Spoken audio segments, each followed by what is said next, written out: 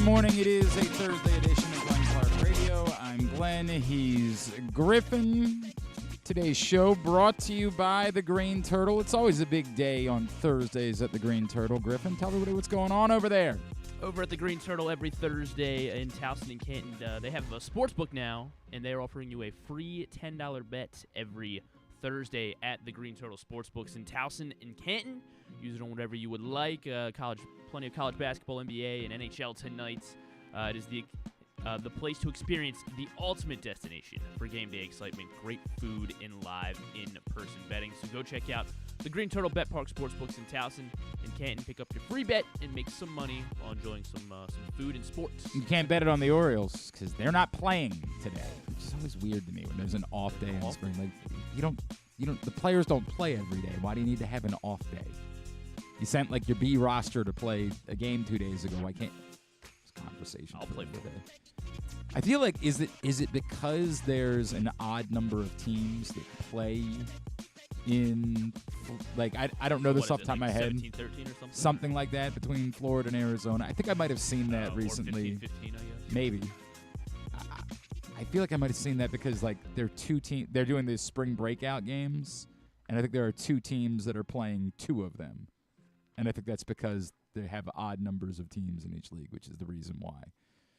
So there you go. I solved my own problem. Look at that. Look at that. We've accomplished something today. Let's go ahead and ridiculous. Let's go home. The Orioles have played 2 games in one day, so. Right. So you're saying somebody else could play a split doubleheader and you would get one of those games. Yeah, you know what? You're right. I take it back. This is a problem. I take it back. It's a problem again. What the hell do we care? We wouldn't be able to watch it anyway. They played a night game. A night game. By the way, it's so much weirder than that. I don't know if you noticed. So the Orioles added Ben Wagner, I believe his name. He used to work for the Blue Jays, as if they didn't have 600 play-by-play guys already. And I like all those guys. I want to make that abundantly clear. It's just kind of weird. They added another one, and I was looking on social media yesterday, and he's in Sarasota, like with the other broadcasters. They're there. They could just do like an internet stream, right? Like, doing nothing. Like they're just hanging out. Hey, Rita says we're going with Uncle Ruben for David Rubenstein, and I like it. I'm in. I'm in on that one. Uncle Rube. It's too impersonal. Uncle Ruben. Okay. We're not asking for a lot. I mean, we are asking for more pitching. I think we're asking for an extension or two, but like maybe starting with make it make sense. Just make it make sense. If your point was, even moving forward, we're not going to broadcast all of the spring training games, get it. By the way, they're broadcasting a road game next week. A road game. Which makes me assume it's because by doing the broadcast from Baltimore, right, which Jim Palmer hates, they figured out they could just ask the other team for their feed and not even have to, like, put up a camera person. I'm sorry. I'm spending way too much time on this. Way too much time. They're going to start broadcasting only the road games. I guess that would be so effing weird. Yeah, I mean, it'd be better. It'd be better. That's what it is. All right, hi. Glenn Clark Radio. I'm Glenn. He's Griffin. Coming up in a few minutes, speaking of the Orioles, our buddy Jake Mintz is going to join us. He's got a new home at Yahoo, but he also did the book version of Baseball Prospectus this year. Not all of it, obviously, because that would be overwhelming. But he did. But he could if he wanted. I mean, he's a very smart guy. He's very capable. He did a lot of the Orioles content. Of course, Adley Rutschman is on the cover of the Baseball Prospectus this year. So we will talk to Jake Mintz about all of the stuff that we've been talking about, just sort of getting some bigger overall thoughts from those who cover baseball, those who play. We've been doing this all throughout the course of the spring. This morning, Bruce Weber is going to join us, the former Illinois coach. I tasked Griffin with, we have not been talking much Maryland basketball other than Derek Queen, because what in the hell would we talk about? They're not good. It's excruciating. It was joyless to watch them even when they were competitive because the brand of basketball is very painful. It's so much worse now. But I said I would like to have a conversation with someone where we look big picture, where we can ask questions like, hey, how bad is it? Are we in an era where it can be fixed quickly, or is there bigger concern here? So Bruce Weber, a former coach, is going to handle that for us today, and we'll see. Here's what I know about the coaching fraternity. He's probably not going to trash Kevin Willard. These guys don't do that.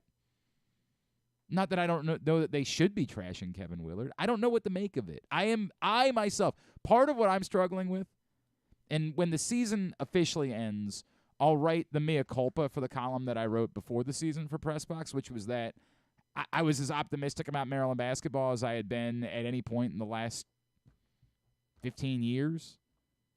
Obviously, I was dramatically wrong about that. Now, you have to let the thing play out because this is how college basketball works. While we all know they're not going to win the ACC tournament, there is still hypothetically that possibility, so you got to let that play out until you can do that bit. But that will come, and I will write that mea culpa because I was wrong. I thought a year ago that this was, if this is what you can do when you first arrive, that should be the floor for what a team is. And I absolutely did not see it coming that this team would be this disjointed offensively and that the freshmen in particular would have so little impact. I mean, next to none.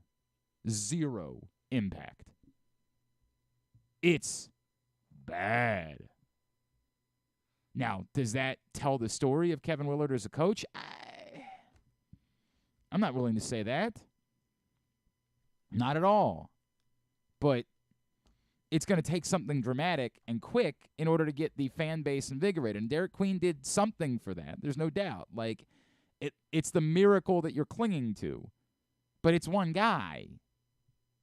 And they're going to have to go portaling, and we don't even know what they might lose from this group. That's the nature of the portal these days. So how bad is it? It's not Louisville rock bottom, obviously. It's not, can't win a game. It's not DePaul. But it's bad. And it's bad in particular because we believed that the trajectory was going a different way. So we'll talk about that with Bruce Weber coming up in a bit. The only big thing, I did spend my evening watching soccer. Heard it was an interesting game. Soccer. Yeah. It's an abomination that they played that thing. I mean, it really is. I get it. Soccer traditionally is a game that has been played in the elements, but there's got I've said this before. We do this with football sometimes. And we celebrate it. We have very romantic feelings about the times that we've watched football games that were played in weather conditions. Everybody talks about that Ravens-Vikings game from a few years ago, Marlon Brown, the whole thing. It was crazy. It was in the snow. God bless. But there's a limit to what sports, at what point is what you're doing no longer actually the sport?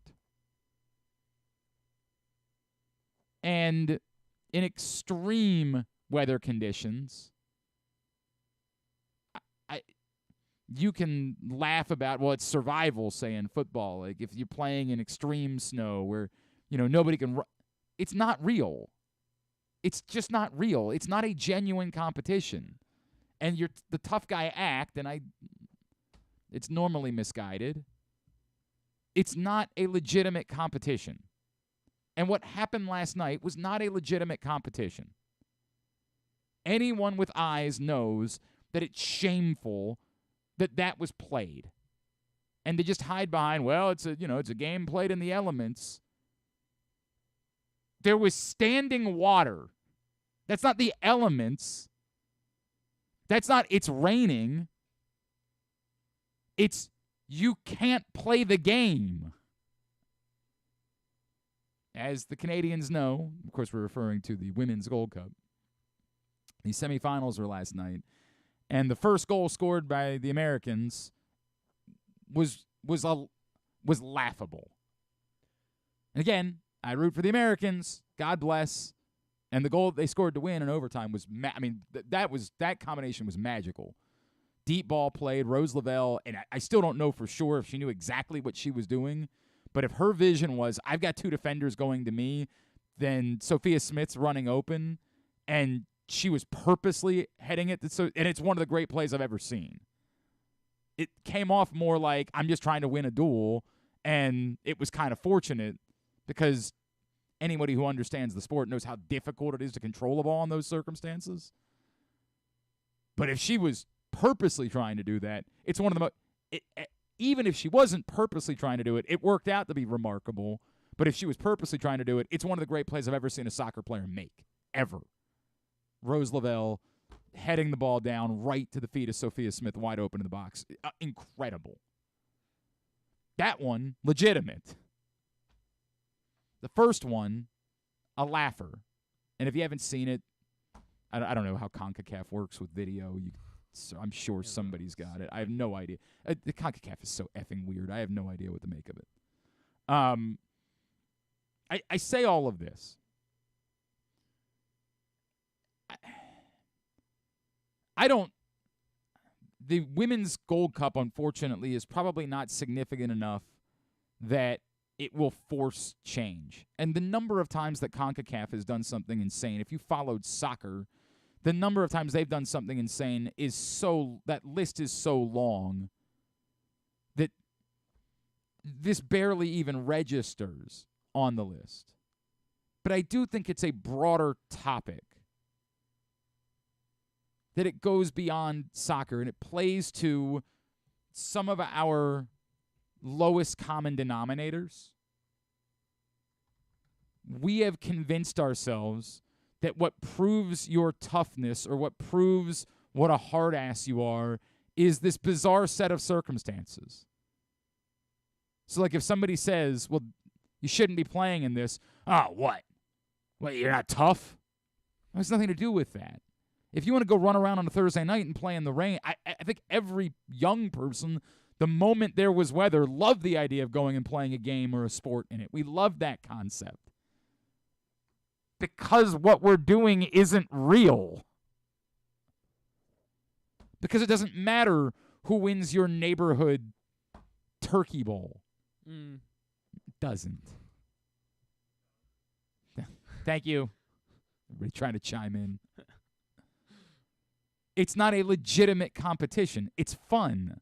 And it is. It's incredibly fun. And no one's saying soccer shouldn't be played in the rain in general. I get it. Like, that's the way it works. You play it in the rain. But to the point where the ball doesn't roll. Where it's just stuck. I mentioned the laugher of a goal that the Americans scored. In fairness, it worked the other way. Trinity Rodman was all by herself. Had broken free. And the ball simply would not continue rolling on the turf to allow her to score what would have otherwise been an easy goal. So, in fairness, the U.S. got one that they had taken away from them. You could trade those out and feel more legitimate about it. There's an argument there should have been a penalty kick for Canada in the second half, although for some reason nobody's talking. It did look like there was some ball first in there, so I'm not certain that it should have been a PK. But that's beside the point. The point is we have this unnatural obsession with trying to prove how tough. That wasn't legitimate. And it's the same thing about extreme weather conditions for sports like lacrosse and football that have traditionally, we all know that we don't play baseball in those circumstances. Why do we know that? We don't question whether about the toughness. What we recognize is the ball has to roll. That's what we know. The ball has to roll. If someone hits a ground ball, it can't just get stuck. That's not the sport. So we know better. And while, yes, sometimes we complain about the idea that they rain a game out at 5 o'clock, and then as it turns out it didn't rain at all because the weather forecast was wrong, it's conversation for a different day. We all know when it's legitimately coming down that we don't play baseball in those circumstances because we know that what you would be doing isn't baseball. It's ingrained in us. We don't scream about, well, I thought these guys were tough. We understand it's not about toughness. It's about, can you play the sport in these circumstances? And what happened last night wasn't soccer, football, whatever you want to call it. It was a travesty. And you could see it, you could sense it from a lot of the players on the pitch. You're embarrassed for them. They should not have been asked to do anything in those circumstances. And yes, people bring up the dangers of someone tearing their ACL, and I don't think that we know of any, significant injuries that came out of the match last night, unless there's something I just completely missed. I watched the whole thing. It was almost like you couldn't take your eyes off. I mean, I was going to watch it either way, but I just couldn't believe what I was watching. They were playing in a ravine. And I just kept thinking, what is happening here? What is going on? Why is no one capable of saying, no? In fairness, I didn't watch the first match. I don't know if it was the Brazil-Mexico match. I don't know how much worse it is. But we do this all the time. We talked about this with this toughness thing. It's not about toughness. It's about, is what you're doing legitimate? Is it a real sport at that point? Or is it, this was a clown car. And God bless everyone involved for trying to push through and do everything in their power, but nothing about it was a legitimate sporting competition. And you almost feel bad. It's hard to even enjoy if you root for the U.S. It's hard to even enjoy the fact that they won because it wasn't real. It was... even call it an exhibition would be kind of... It's like calling this thing that... we'll get to it in fighting words. With this thing that they announced today, an exhibition. It's not. It's fake. It's not real. Some exhibitions actually have elements of legitimacy to them. Some. Like preseason football? No, not that. No, I'm going to end up talking myself out of that. No, there's none. There are none. Well, preseason football is. No. The guys on the field are some of them. Competing. Some of them are. Some of them are just out there because they got to go out there because somebody's got to play. Some of them are very much competing. You're right about that. Spring training baseball. Some of it is legitimate. Some of it is just grooving fastballs to get your work in, and yet we celebrate and act like somebody's having the time of their life. And the Jake Fox hit 100 home runs in spring training, and of course that meant nothing at all. Well, it could have meant. Almost. No, it meant nothing because if they kept throwing him fastballs, God bless it. Maybe he should have swung and missed on purpose. Right? If he'd done that, then he would have been in better condition for. Well, they would have given him a few extra fastballs. Thrown a different. Okay. In the regular season, that mattered. Got it, because they knew that they could get him with fastballs. So you're saying that spring training should be a game of chess. You want to? Yeah. I think that. Yeah, you're talking about putting things on film. The problem is, again, the games aren't broadcast. So how's it going to be on film, Griffin? All right. Well, so then the guys. We do have a lot of data, so you got that going. Yeah, the guys that know the game is going to be on TV or in a StatCast ballpark. Right. So if it's a game where we're recording something. Just close your eyes and swing. Then it's just chess match at that point. Don't and nothing that we might do might be. I think we might be overthinking it, pal. I think that we might be going a step too far. So are you saying it matters then? Nope. Not saying that either. Not saying any of it. Still put it on TV. So really, that's why all these things are on TV. It's the duality of my standpoint here. Don't care at all about spring training. Put them on TV. Put them on TV. Not for me, for everybody else. I would watch for the one at bat. That's the one at bat that I would have watched for. Jake Fox? No, not Jake Fox. That was back when we used to go to spring training. Was when Jake Fox hit 1,000 home runs. All right, I think I've handled what I need to handle from last night. It is what it is.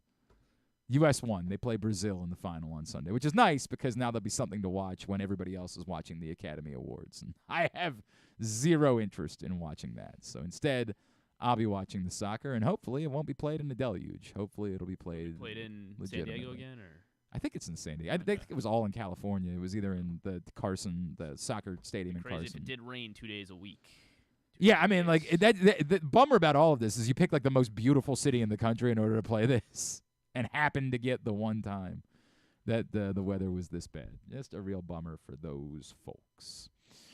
Today's show brought to you by Superbook. Some college basketball action locally tonight, including the second Morgan-Coppin matchup, as well as Navy and Patriot League action. And of course, you can bet everything. Morgan, a 9-point favorite at home against Coppin, which actually seems like kind of a large number for a rivalry game. Coppin won the first one. I don't know. I don't know how I feel about that. I know Coppin's very, very bad. I understand that, but I don't know how I feel about that number. If you want to bet it, go to superbook.com, download the Superbook app, use the code GlennClark23 when you sign up. You'll receive up to $250 in a same-day first bet match, win or lose. Superbook.com, download the Superbook app. Navy 3.5-point road dogs. Navy's played really well recently. You I don't know. I kind of like. You thinking that might be a live dog? I've been very poor with my college basketball picks the last couple days. So maybe don't listen to Griffin Yeah, whatsoever. maybe don't. But I do. I don't know. I kind of like Navy. Think you tonight. might be throwing a couple bucks on Navy tonight, minus or plus 3.5. I got to win at some point. So. Yeah, it can't keep being this bad. Says the guy that no longer has a house or a shirt. Marquette last night. It's gonna turn around at some point. Sacred Heart. Oh my gosh. Why are you? All right, I'm not gonna ask that question. We got other things to do.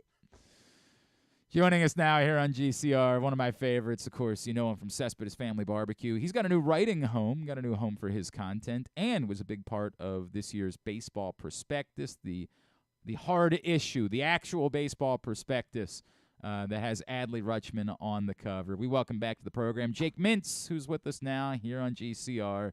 Jake, it's Glenn in Baltimore. It's always good to catch up, man. Thank you for taking the time for us as always. Always a pleasure. Happy to talk about the birds. It is a big book. Yes. Baseball Prospectus Annual. It's it is massive. It is a physically large book, and I now have like 8 of them. So it allows me, once I finish it, I kind of create a tower and I can put my computer on top of that at my desk. So when you do this, do you get to claim I do as much of the Orioles content as you allow me to do? Do you have to fight for it? How does that work when being involved with the baseball prospectus? That's a good question. So I've done the comments. This is the second time I've done the comments, I believe. I wrote the essay in 2017, so it's my third time being involved specifically with the annual. The comments are a lot of work, more than you realize, because you are literally writing about every single player. It's not some of them. It's literally every single player. And so there's a lot of research that goes into it, but it's a really fun exercise to, get to know the team on a deeper level. So the Adley Rutschman is a golden retriever, of course. We all recognize that. I guess take me through at this point. Are we still only scratching the surface with Adley, Jake, or is this who he is, including that maybe there's a limit to how truly dominant he might be as an offensive player, but this is what he's going to be, and it's unbelievably good, and so enjoy it and celebrate it. Oh, yeah. I mean, I think being frustrated that Adley Rutschman is not giving more than what he's given is a waste of energy and ire, especially in the context of, the Matt Wieters shadow. If Adley does this, is a 810 to 870 OPS hitter over the next 5 years with elite catcher defense, that's a cornerstone player. The bar for offense behind the dish it's lower. It is lower. And so even though, you look at the raw numbers, 20 homers, 277 batting average, 809 OPS, does it jump off the page when you compare it to the best hitters in the world? I'm a firm believer, if you took Adley and you put him in left field or first base, he would hit 15 more home runs. I feel this way about JT Realmuto in Philadelphia. Yeah. The athleticism it takes to be a catcher every day and to work a staff, that leads to wear and tear on your body that kind of sucks your offensive numbers down. I do think there's a chance we see a higher peak. I think that the home run derby last year with Adley was a great reminder that there is more juice in the tank, right? the ease with which he was sending balls out in Seattle was stupid, was comical. And so I think that it's in there. It's just about elevating the ball with impact on a consistent basis. If he does that, great. If he doesn't, also great. Yeah, right. What you have is really damn good. No, and I tend to agree with that. I think the question I have, Jake, in general, and I don't have a lot of questions about the offense. I think we all believe the offense is going to be very good. But it does seem like there's room for more home runs specifically. It feels like, and I get part of that is the difficulty of the fact they moved the wall back. But it does feel like there's still more room for both actual home runs and the threat of more home runs in how pitchers deal with this lineup. And I think that part of that will come from Gunnar Henderson, and we'll see how early on if that can come from Jackson Holliday. But is there concern at all for you in trying to view this team as a team capable of winning a World Series that they don't have quite enough true home run pop just yet? That's a good question. I'm just seeing where did they finish in baseball in total home runs. I know that's park dependent. So they were 17th and if you take in mind the wall, 17th is higher than 17th, right? Like if you take in less the wall to more that's fair. Account. Yep. So I would say that they are above average. Now, above average doesn't necessarily win a World Series. Many teams have won a World Series without hitting a comical amount of home runs. I would say that if you take a look at a player-by-player basis from last year, right? So Mountcastle missed a good amount of time. There were 455 Adam Frazier plate appearances, okay, if you want to talk about not enough home runs. Frazier, Mateo, and Arias all played a lot, and none of those guys have a lot of juice. I think they're all going to play less. Obviously, Frazier's not on the roster, but I think they're all going to play less this year. Those at-bats are going to go to Westberg and Holiday when he gets called up, and I think we're going to see more bombs from those guys. I would say Hayes and Mullins, right? Those guys are like 15 to 20 home run power. I think Kerstad will deliver more than that once he's an everyday player. And then Gunnar Henderson. I mean, it's funny to say he only had 28 home runs, but remember how mediocre he was for the first 2 months of the season? Yep. Right? Like people were worried about him. And so he was on a pace beyond 28 home runs. So I think it is a legitimate concern. But I don't think it will be the thing that sinks the Orioles if something is to sink the 2024 Orioles. Jake Mintz is with us here on GCR. You can now read him at Yahoo. Jake, let me dive into, because I feel like I've been focusing for the last week or so about this. You just referenced, Heston Kjerstad when he starts playing more, and obviously Colton Cowser in this conversation, and it's kind of the weird subplot that's playing out at the moment where the Orioles are concurrently looking like they're trying to win a World Series, but at the same time there's this kind of like old guard versus new guard thing that's happening that's at worst a good problem to have. And I don't like saying that because I don't find it to be a problem, but it is interesting that you have this group of outfielders that has been a significant part of getting this thing turned around, but they're all due for contracts in the next 2 years, and we're kind of the belief that no one's going to end up getting one. So if Colton Cowser and Heston Kjerstad in particular are coming through, is it time now for the Orioles to start clearing spots and to consider moving, say, an Austin Hayes, even if there is a limit to what you can get in a return, because it's not trading a prospect, a highly regarded prospect. It's trading someone who's a good Major League Baseball player, but is going to be due a good amount of money here soon. So not in the season, not during the season. I think Hayes, Mullins, and Santander are so key to the energy of the room, to the clubhouse, and doing something like that in the middle of the year creates an amount of discord that can be legitimately damaging.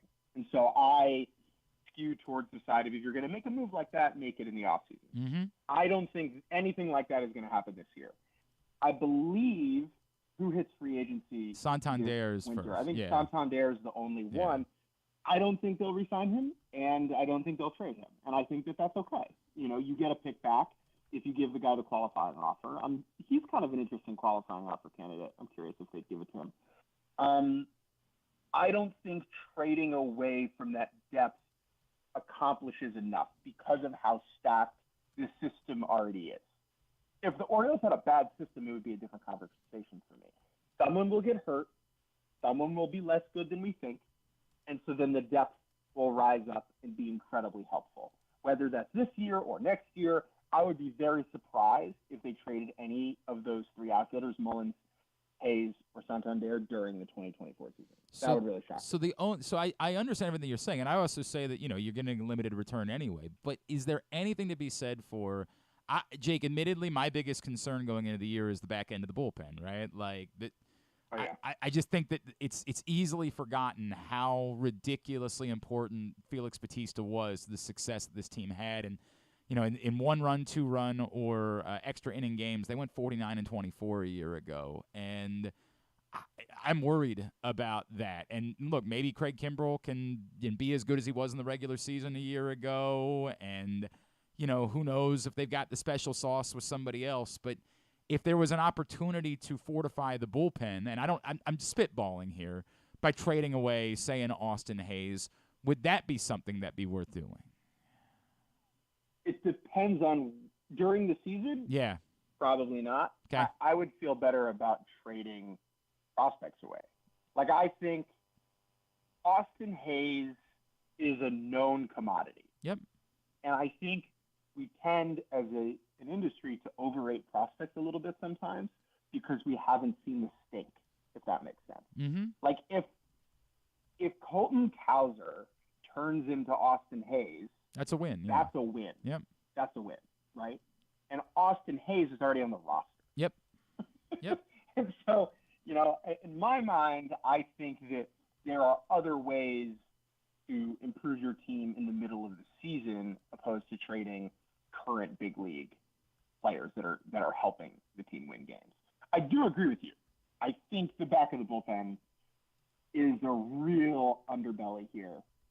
And was the underbelly in October last year, right? Like, beyond Cano and I think Danny Coulomb, there's really nobody I trust.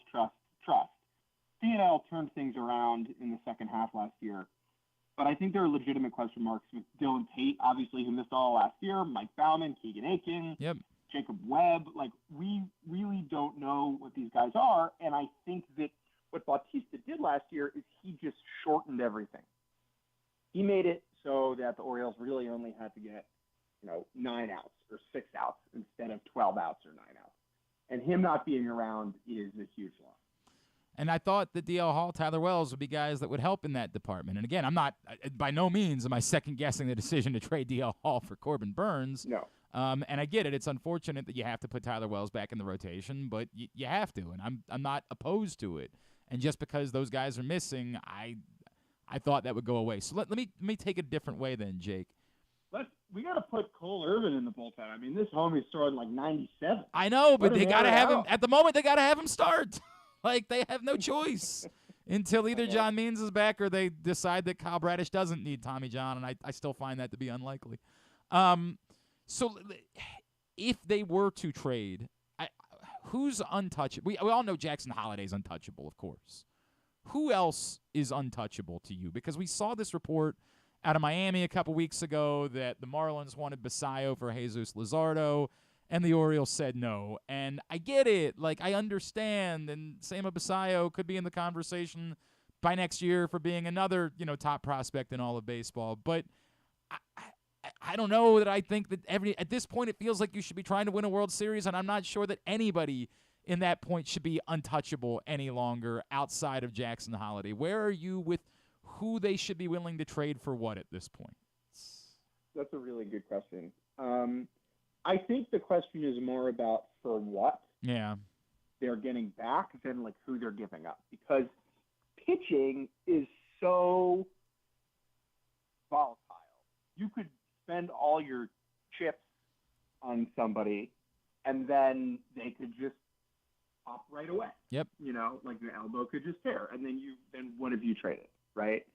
And so I think it is interesting that the first guy that Mike Elias and co. decided to go get with the prospect capital they had was like the most reliable pitcher over the last 5 seasons, right? Corbin Burns, post. He shows up, He throws 180 innings, and then that's what he does, right? And so as much as I like Luzardo and think he's a good pitcher, I would want someone with a little bit longer of a track record that you're going to spend the bickies on, as they say in Australia. So I think Basayo is probably worth holding on to right now because he could be the number one prospect in baseball this year or this time next year if everything goes right. Holiday, you obviously are not trading because he's going to contribute to the team this season. Yep. But that second level of guys, I mean, I think they're all – I hate using the word expendable because it makes it sound like they're not human beings. But, those guys are all tradable if they're getting something back. And Mike Elias has done a good job of, if you want to trade with the Orioles, they're going to be stingy, right? And I think that's valuable. And that helps in the Burns deal where, they gave up a lot, but they didn't give up an overwhelming amount. Right. No. None of us sat back and said, "Oh, this is too much." We all agreed, no, this is, even it's just 1 year, it's worth it. This was a trade that was worth making. I'll wrap with this, Jake. Let me go back to Holiday for a second. I keep having this concern that someone who's played less than 3 weeks of AAA ball, less than half a season of elevated ball, and who's not even 21 years old yet, our expectation legitimately here in Baltimore is this guy is going to be a star for a team that's trying to win a World Series. And I worry that we are going too far with that we are setting the bar almost impossibly high. Now, in fairness, we did the same thing with the last couple of guys, and they've largely met that, and they largely met it really quickly, although the team maybe wasn't quite as good and the expectations weren't quite as high as they are at the moment. Is there any danger that our expectations are out of whack for how good Jackson Holiday can be and how quick he can be that good? I think they're out of whack for people who follow the team. I don't think that's going to have any negative impact on Jackson Holiday. I cannot emphasize to you how impressive he is. And I mean this in a good way. He is a baseball robot. He was raised in this game.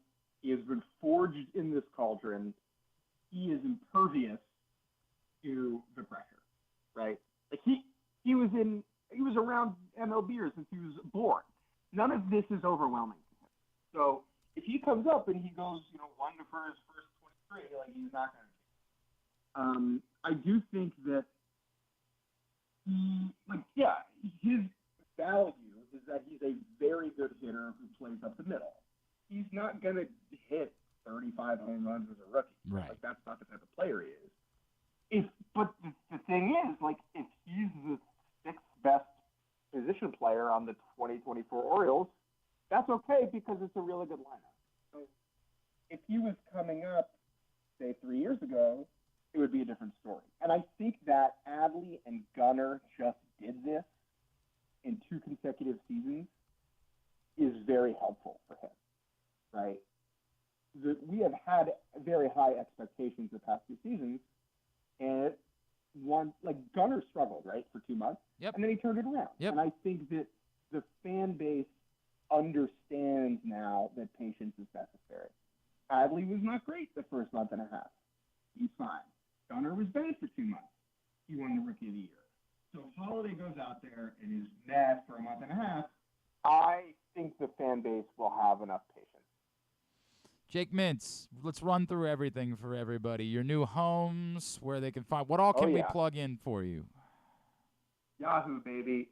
Jordan and I moved the entire operation over there. Podcast, writing, video, the whole 9 yards. You can follow us at Cespedes BBQ on Twitter, Instagram, and all of our written audio and video work is up at yahoo.com. And Very excited about it. And, of course, the Baseball Prospectus Annual is also available right now with that beautiful picture of Adley Rutschman right there on the cover. Jake, always appreciate it, man. Let's talk again real soon. Thanks for hopping on with us this morning. Absolutely. A pleasure and a privilege. Jake Mintz with us here on GCR, Yahoo Sports, Cespedes Family Barbecue, and, of course, doesn't hide the fact that he is inherently an Orioles fan. I appreciate that. Good stuff with Jake as always. As asking the question. I know I want to hear other people talk through it. Like, particularly with the Jackson Holiday question. Because I know the answer is we are kind of carried away. But at the same point, I also understand that the answer from most people is, but he really seems like he's going to be that good. And I think Jake's point, the way that he said it is, if he's the 6th best offensive player on this team, that's fine. If your belief is that immediately Jackson Holiday is going to be a Mike Trout caliber player, then that's probably out of whack. But if the expectations, he's going to be really good, and he could be Gunner-esque from a year ago, that's probably not crazy. Can we take a break? All right, take a break.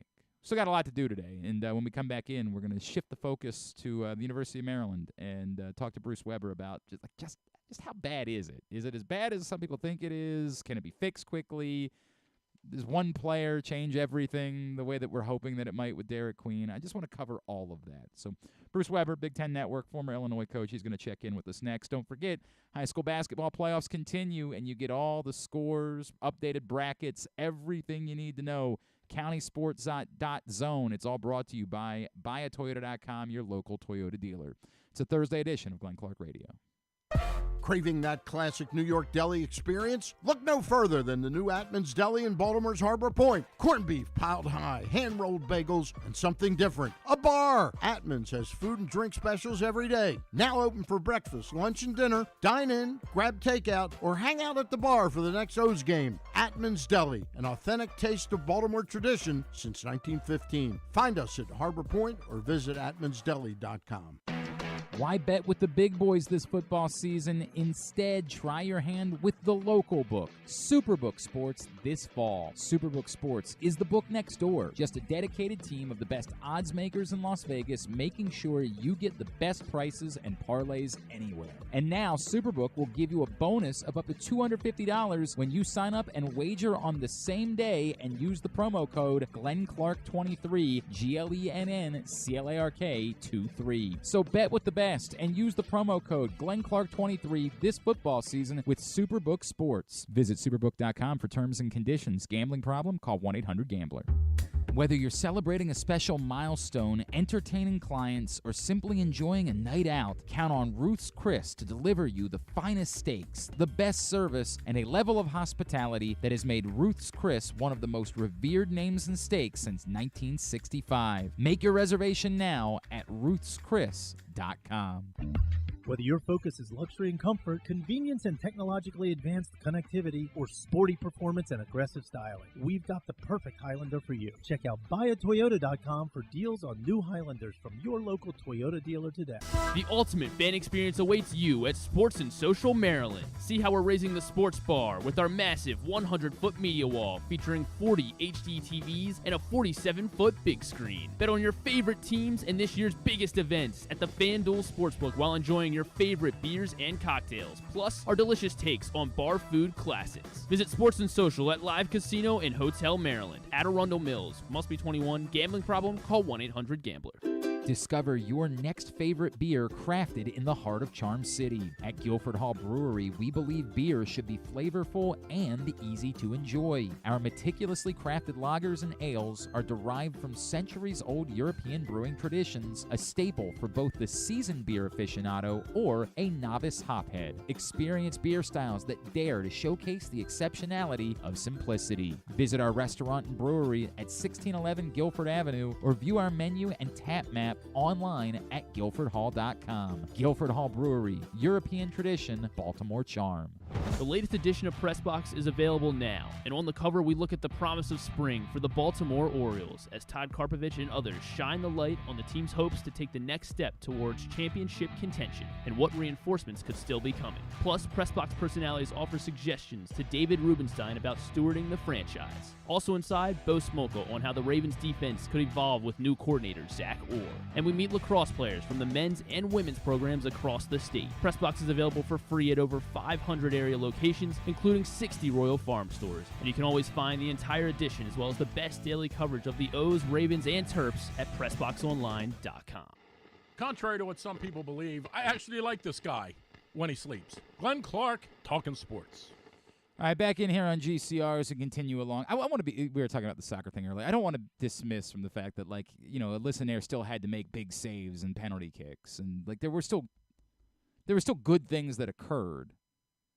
It doesn't change the fact that it was a sham. Like that, what was occurring was a joke, and it was embarrassing.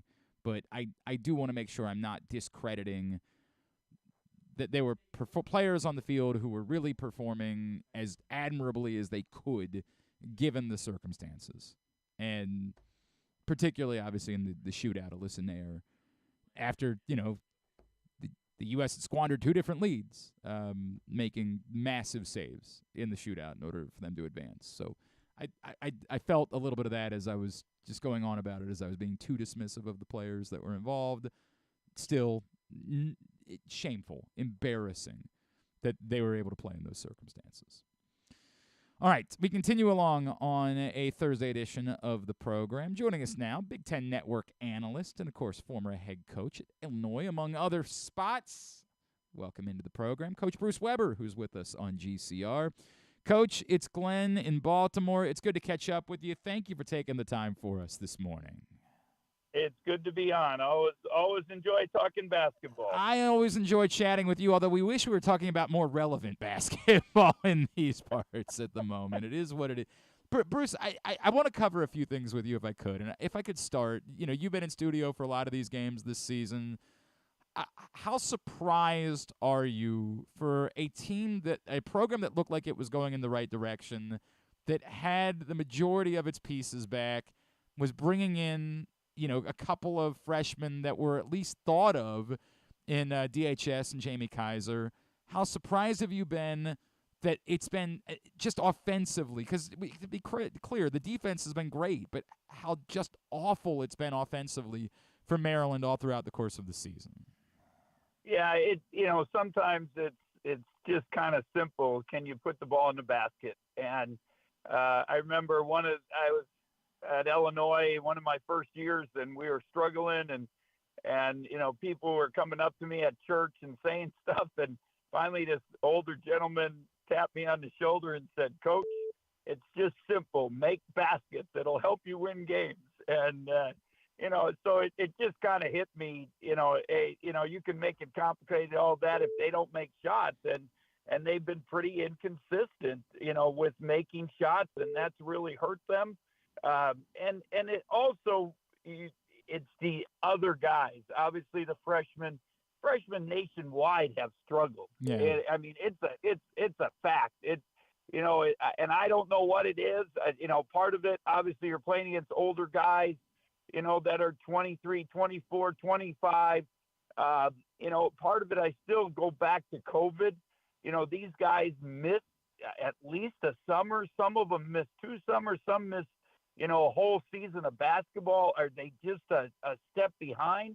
And your 2 freshmen are really good players, but they, like a lot of guys around the nation, have not made the adjustment to it. And when you have, on a daily basis, when you only have 3 guys that are scoring, obviously then team scheme, they get to know you in the league, especially the second time around, and they start, shading Young or, doubling Reese or whatever it might be. And when the other guys just don't make shots, it really makes it tough on the coach, right. And it makes it tough on the offense. And wide open shots in many cases. Yeah, a lot of them have been, to be honest. Now, I think Harris Smith has really done a good job of starting to figure out what his niche is, and to me, it's getting to the basket. He's made a little bit of progress, and Kaiser has, started to step up. I thought Geronimo would give them a little more, and they just needed enough. At least one guy, maybe 2. I mean, you see it with Northwestern. They were one of the better offensive teams in the league. And now you get one guy hurt. It makes it tougher on the offense. And then you get another guy hurt, and it really makes it tough on their offense. And they couldn't even get to 50 last night. So, And the same thing, last night, Northwestern had wide open shots. Their guys just didn't make them. And that, and then it starts weighing on your mind. There's no doubt. And it takes a toll over the course of time. So I asked this question, Coach, knowing that, there are enough close games that Maryland have been in that if a couple of things go a different way, we're talking about a completely different circumstance. But you know how this goes as a coach, and you know that the attitudes of fan bases can be fickle, and that it's how's the wind blowing, and that's the feeling. The question that I have is, how bad really is this, right? Like, is this as simple as saying, hey, it's one down year, everything's going to be fine, college basketball changes very quickly, or is there reason for greater concern about development, things along those lines, with a new coaching staff at Maryland? Well, I don't think there's any doubt that Coach Willard brought a nice spark, some energy to the program last year. They had the good year and, got in the tournament, won a game, a lot of positive things. Obviously, this has not been it. They've been so close, like you mentioned. But and if you think about it, it's, you do 4 or 5 games, 3, 4 or 5 games, and it turns your whole season. And now you're talking about being on the bubble. You're talking about maybe being in the tournament. And that's how close it is. But it also, when you don't win those, then all of a sudden there's doubt and everyone's questioning. Yep. I laughed last night, Tom Izzo, they got a whopping, 53 or whatever it was.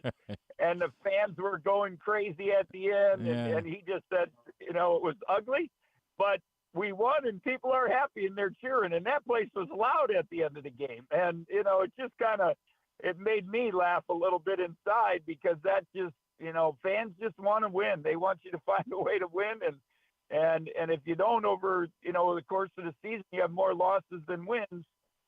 It takes a toll, and you get the guys on the going on internet and creating different things, and obviously talk radio creates people, allowing them to call in, and that's your job, and get opinions. But it kind of becomes an avalanche that it's tough to get out of. Bruce Weber is with us here on GCR from the Big Ten Network. Coach, how quickly can it be turned around? I think this is the difficult part, right? Is that I think there was the hope that what happened a year ago for Maryland was the floor, right, for Kevin Willard. Like, hey, if you come in and on day one you can make this an NCAA tournament team and a team that's competitive against the best teams in the conference, then it should only grow from there. And so now it feels like a step back. How quickly can you get back on track in this era of college basketball? We know they're bringing in a highly regarded, one of the best, recruits that Maryland basketball has ever landed as far as these rankings are concerned.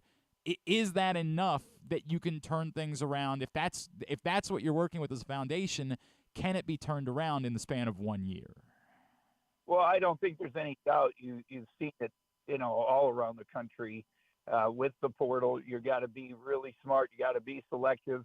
One of my former assistants, the head coach, and his season was over yesterday, and I got on the phone with him, and he tried to build like the old way with freshmen and developing guys, and he just he got his butt kicked this year, and a year ago he was in the NCAA tournament, and we talked about it yesterday. He just said, Coach, man, I learned a lesson, and I got to make sure I get in that portal, and not only get in there, but you got to make some of it's good fortune, but you got to do your homework, your due diligence, and get some good fortune that you find the right guys. So it is possible in this day and age, and I still think you got one more year of the COVID. I call them the COVID babies. They got that one extra year, and after that, I think it's gonna. I would think it's going to change a little bit. More freshmen are going to be a little more successful, and because you won't have that extra, what is it, 300, 500, 600 super seniors that are still playing college basketball. And when you get those out, now every team is going to have some freshmen, some guys developing. So, they got a great nucleus with some young guys. They got to keep the two they have. because they are going to be good players, and then hope the one they brought in, but they're still going to have to find some pieces in that portal, like a lot of teams around the country. I think Rayfeld and I were talking last night in the green room. It's going to be key. We're losing a lot of key pieces in the Big Ten, and we're going to have a really good year in the portal, especially at the guard position. Yeah, and specifically for Maryland, obviously losing Jameer Young, and that's been the one thing that's kind of worked this season has been Jameer Young, and so you're going to have to find a point guard, and it's got to be a point guard that's at least that of that ilk, right? Like that's not an easy thing to find in a portal. Yeah, no, a lot of people wanted him. There was no doubt about it, but there are guys out there. They had the good fortune, 2 years ago to get him, and I'm sure they're going to be searching, because that is a key piece. There's no doubt that you have to have that point guard player running the show and making the plays that they've had the good fortune to have in the last 2 years. All right, so away from Maryland, obviously, they're still going to keep playing basketball, despite the fact that Maryland's not likely going to be involved in the NCAA tournament. It has been an excruciating long drought for the Big Ten as far as winning a national championship is concerned. Is Purdue capable of doing it? Do they have enough beyond Zach Edey to be able to win the NCAA tournament, Coach? Yeah, I really think they are capable, but obviously it's still, you have to get the right matchups. They have, they've been exposed this year at times, although they've, their resume is unbelievable. It's the best. There's no doubt. And, but they if they get the wrong matchup, somebody that's really good at post trapping, somebody that has 3 guards that can score, somebody that can really put pressure on the basketball, it could cause a problem for them. And if Zach Edey gets in foul trouble, and it's happened a few times this year, they're vulnerable like everyone else. They become a regular team. They don't have the superhero in there when he's in foul trouble. So, I still think Matt's done an unbelievable job. Obviously, he's my guy. I coached him. He worked for me for 5 years. And, I'm a little biased, but I think they do. And I think Illinois, too, with the right matchups, they could find a way to get there. And again, matchups, they were exposed a little bit the other night. To me, their key is when they make threes. And in the second half against Purdue, they had 0 threes. And that now you can compact your defense and defend, the booty ball and the one-on-one ISOs, because you don't have if they're not making shots, then you don't have to get out there as much. And so that would be a key. And it's just it's a crazy thing, the NCAA tournament. Right. That ball goes in at the right time and you get hot, you can make that nice run. 4 games seems it seems like nothing, but it's a big 4 games to get there. No question. And then before I let you go, Coach, it's kind of selfish for me, and obviously neither of them are in the Big Ten at the moment, but they both played in the Big Ten. The story of the brothers Spencer, like Pat is one of my all-time. I do play-by-play here locally at Loyola, and I got to see him on the lacrosse field. It was a joy to watch that guy, and he ends up making it all the way to the NBA despite having 4 years where he didn't even play competitive basketball in his life. Cam, I was just sent these numbers by my buddy Brian Powell. This season, Cam's shooting 50% from the field, 46% from beyond the arc, 92% from the free throw line, with a 3-to-1 assist-to-turnover ratio for a team that obviously has a chance to win a national championship. I feel like somehow the story of these two guys still goes a little bit like underappreciated nationally. It's one of my favorite stories in local, sports history here in this area. Yeah, it's really, really cool. There's no doubt. And Cam has been a nice addition for UConn. Obviously, they had some pretty good pieces, but when you get a mature guy, again, he's a veteran. He knows the game. He understands it, and the emotional highs and lows, and you keep staying consistent. And he had last year didn't go perfect for them at Rutgers, but he has definitely been a nice addition for them. And just to have the brother, it's an unbelievable story. I keep the other day when the kid from Cleveland Cavaliers, Max, they hit that half quarter. And they're showing a half quarter when he played at Lewis Division II, and now he's in the NBA. Yep. Those are the fun stories that people don't always appreciate how hard it is to get there. And when you have those fairy tale stories, it's really cool. Nah, those guys are unbelievable, incredible competitors. Coach Bruce Weber, when we seeing you next? I had the studio last night. We'll be at the Big Ten tournament. Rayfeld and I, we kind of laugh because we keep saying Maryland might be in position to make a run. Them and Rutgers, their styles of play are perfect for the tournament. They got athletes. They're going to come and play. They got a playmaker. So we'll be seeing them next week, and we'll be in Minneapolis. And who knows? You never know. Things crazy can happen as you get into March and tournament play. And for those that didn't see it, by the way, the scenes last night with Tom Izzo and his son after that game, I mean, that's good. That's good stuff. I'm not a Michigan State guy by any stretch of the imagination, but that's why you watch sports, is because you get some moments like that.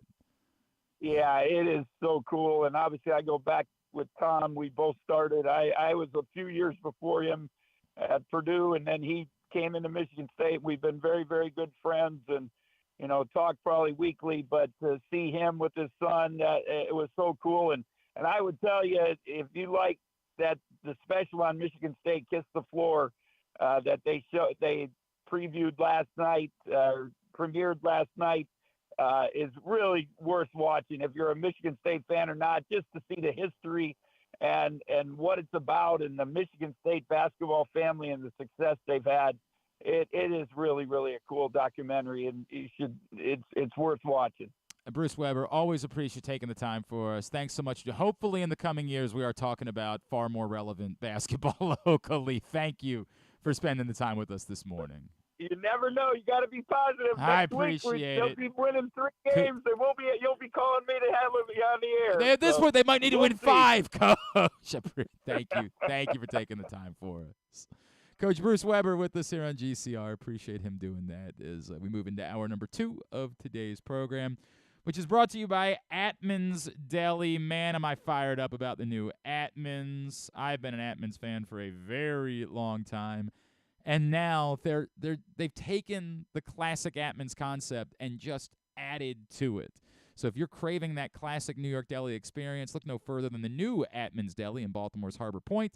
Corned beef piled high, hand-rolled bagels, and something different. They've got a bar. Atman's Harbor Point. Go to atmansdeli.com for daily specials. Griffin, I brought up those stats about Cam Spencer. Brian Powell sent me this last night. It was from Jared Burson, who he does. Yeah, he's a stats stats guy. Yeah. Was it ESPN for at one point? So Cam Spencer now for UConn. Remember, who was their backup plan? He's who they got because they couldn't get Nick Timberlake. 14.9 points, 50% from the field, 46% from 3, 92% from the free throw line, 3.1 to 1 assist to turnover ratio. How many players in basketball in college Division I history have had 50% field goal, 40% three-point, 90% free throw, and a 3-to-1 assist to turnover ratio? Who would he be joining if he finishes with those numbers? How many have done it? Or Yeah. I'm guessing how many have done it. How many? Yeah, I mean, I'm not going to ask you to name the 3 players. people have done this. I don't know. Yeah. That's too high. 1 player has done this. No one Wow. has ever Also 1. done it. Well, if he does it, True. he's got to Yes, he has to finish hold the on. season. He's got to do it in order to make that Wow. the case. No one in the history, not like somebody at Cleveland State, East Tennessee State. Like Detroit Mercy. Yeah, that nearly broke Took him 7 years, but he was Pete gonna break, Maravich's He record, was trying yeah. to break the. They bought their way into fake tournaments in order to try to get more chances to do it. No one in the history of Division I men's basketball, I assume women's either, but I don't know that. Jared Burson doesn't tell me that, has ever posted that type of season. Ridiculous. Absolutely ridiculous. All right. Is Luke still sitting out there? Um, Tell him to come in and hang out with us for a second. We'll do that after break. We'll take a break. I'll tell him to come in and hang out with us for a minute. He's getting ready to go down to spring training. And we still got to get the fighting words so I feel bad for Griffin because he'll want to talk about the UFC I know. fight. I as soon as I saw that this morning, I was like, come on. Unfortunately. I was like, oh, man, I was gushing over this card. Yep, you're very excited about it because there's some real fighting that apparently might occur. You're not going to get that conversation. That's the way that it goes. Thursday edition of Glenn Clark Radio. The ultimate fan experience awaits you at Sports and Social Maryland. See how we're raising the sports bar with our massive 100-foot media wall featuring 40 HD TVs and a 47-foot big screen. Bet on your favorite teams and this year's biggest events at the FanDuel Sportsbook while enjoying your favorite beers and cocktails, plus our delicious takes on bar food classics. Visit Sports and Social at Live Casino and Hotel Maryland at Arundel Mills. Must be 21. Gambling problem? Call 1-800-GAMBLER. Hungry? With 7 locations throughout Maryland, Glory Days Grill is always right around the corner. They have wings, burgers, salads, sandwiches, and drinks to satisfy everyone, as well as tons of televisions and sound delivered right to your phone. Glory Days is the best place to watch football or whatever your favorite sport is. While you're there, be sure to check out Goose Flights Lager, named in honor of legendary Raven Tony Goose Siragusa. $2 of every can is donated to the Goose Flights Foundation. Glory Days Grill. Great food, good sports. Why bet with the big boys this football season? Instead, try your hand with the local book, Superbook Sports, this fall. Superbook Sports is the book next door. Just a dedicated team of the best odds makers in Las Vegas, making sure you get the best prices and parlays anywhere. And now, Superbook will give you a bonus of up to $250 when you sign up and wager on the same day and use the promo code GlennClark23, GLENNCLARK23. So bet with the best and use the promo code GlennClark23 this football season with Superbook Sports. Visit superbook.com for terms and conditions. Gambling problem? Call 1-800-GAMBLER. 6 chicken tenders made from fresh, never frozen Royal Farms world-famous chicken, a family-sized order of Western fries, honey mustard dipping sauce, and a 2-liter bottle of Dr. Pepper. It's Royal Farms' new Tucker's Tenders Meal. It's Justin Tucker's favorite, and at only $19.99, it'll be your favorite meal, too. The new Tucker's Tenders Meal, available only at Royal Farms. Now you can kick back, relax, and eat like a champion. Real fresh, real fast, Royal Farms. The Toyota Tacoma comes in a range of models and trim lines, so you can choose the perfect Tacoma to reflect your unique personality and driving habits. Check out buyatoyota.com for deals on new Tacomas from your local Toyota dealer today. Gambling can be a fun and entertaining experience, but there are risks involved. If you're planning on betting on the game at the casino or on your phone or computer, know your limit, stay within it. Set a budget and a time to stop. Remember, gambling isn't a financial solution, and it doesn't mix well with alcohol or drugs. Know the risks and have a plan before you begin gambling. For free and confidential services, call 1-800-GAMBLER 24/7 or go to helpmygamblingproblem.org. Jeremy Kahn here. The ultimate sports betting experience in Maryland is at the Green Turtle Bet Park Sportsbook. Join me at either location in Canton or in Towson and place your bets in person and be a part of the action. It's the best in-class sports wagering experience, complete with the ultimate TV package, ensuring you can catch every game all day, every day. Their state-of-the-art facilities bring Las Vegas energy right here to Maryland just in time for postseason football. So visit the Green Turtle Bet Park Sportsbook in Canton and Towson and elevate your game day experience and hang out with me to bet, watch, and win at the Turtle. What company has the expertise to make your home healthier by purifying your air and killing all viruses, allergens, and bacteria? A.J. Michaels, Heating and Air Conditioning in Baltimore and Annapolis, ajmichaels.com. Coming back in here with Glenn and the other guy, Garrett, whatever his name is. You know who they are. Back in here on GCR, our friend Luke Jackson, editor-in-chief here at Press Box, just happened to be in the office this morning, and he's getting ready to head down to spring training. You see him every Monday. He, Stan, and Ross Grimsley get together to talk baseball. Facebook.com/PressBoxSports is how you can watch those shows.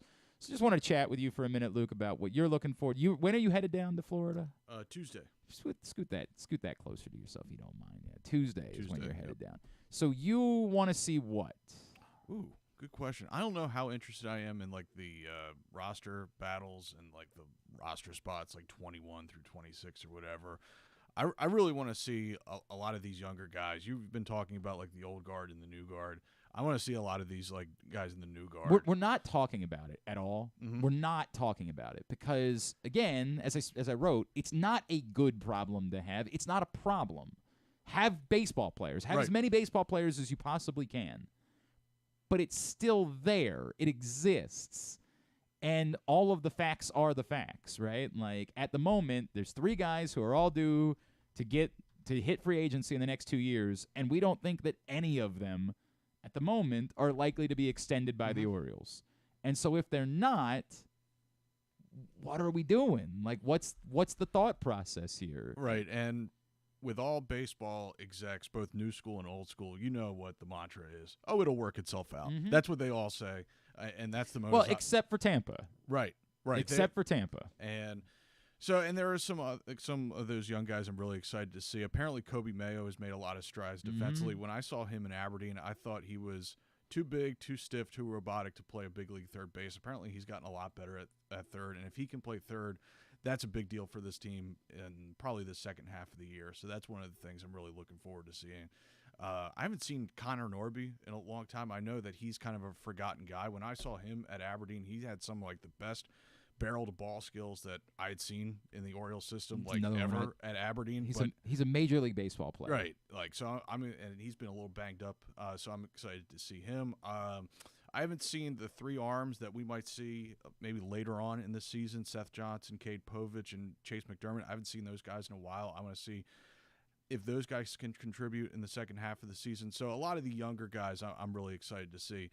Some of the roster story, I think we know what Anthony Santander can do. I think we know what Adley Rutschman can do. But some of these younger guys that everyone really loves, I'm excited to see them down in Sarasota. What would you do? Jake Mintz just said, I wouldn't trade those guys. I wouldn't do that. Don't mess with the chemistry. Figure it out, right? Like, somebody's going to get hurt. We thought it might be Cedric Mullins. Turns out he's fine. So, like, when we talk about where the at-bats come from, if you keep Kjerstad and Colton Cowser around, the answer is more essentially you just figure it out. Like, whatever happens, you figure it out somehow. Is there any thought to you that instead you aggressively go one way or the other, either trading a veteran now to try to get bullpen help or trading one of these guys as you attempt to land another pitcher? Yeah, actually, Stan and I had talked about this off the air. You know, is there a world in which they get to the end of camp and trade like an Austin Hayes? We were just talking about it yesterday. And I don't think they're there yet, because everything that we've seen from this team, very rarely under Mike have they forced a guy into the conference. Like, we saw that with Gunnar Henderson. We saw that with Adley Rutschman, that at some point it was just time to call them up, and he just made room. And obviously, when they came up, it was a lot less crowded than it is now. So we haven't seen Mike and Sig in this position where they have a lot more major league hitters than they have roster spots right now. And so I'm fascinated to see how it plays out. The one thing I will say is that we were talking about what all baseball teams do. It'll work itself out. Baseball teams tend to take the path of least resistance. All these guys we're talking about have options. And so there are probably going to be a lot of major league hitters at Norfolk, I would imagine, and they're probably not going to be terribly pleased about it. But that's just the way it's going to be. And I mean, Connor Norby obviously hasn't been pleased about it for a year. It's been a year. And we saw with Joey Ortiz. When did he get in trouble because when was that, Griffin? When we had him on? Yeah, and everybody was April mad. Or May, or maybe it was. I mean, it was not the late in the season. It was a great quote year. too. It was a very honest. quote. And I appreciated about it, and why anybody would have been mad about it was beyond me. Like, where he was like, dude, sometimes I do wake up and wish that my name was the name in the trade because I want to be playing Major League Baseball, and you get it. Like, and he flushed it out, and he said, "I'm not telling you purposely get me out of here. It's that you have those feelings where you're just like." He wants to play baseball. Joey Ortiz got to wake up one morning and realize I'm going. Oh no, I mean we still haven't seen. We all thought they were going to trade Willy Adames, so I still don't know what's going on there. But like he got to wake up one morning and say, I'm pretty sure I'm going to be able to. I'm going to have the Looks opportunity. like he's going to have a chance to play third base for them. Correct. Every day. Yeah. Every day. And he deserves that. And by the way, we think he's a major league shortstop. Like we think that that's what he should be doing. But at least he's going to be playing every day at the major league level.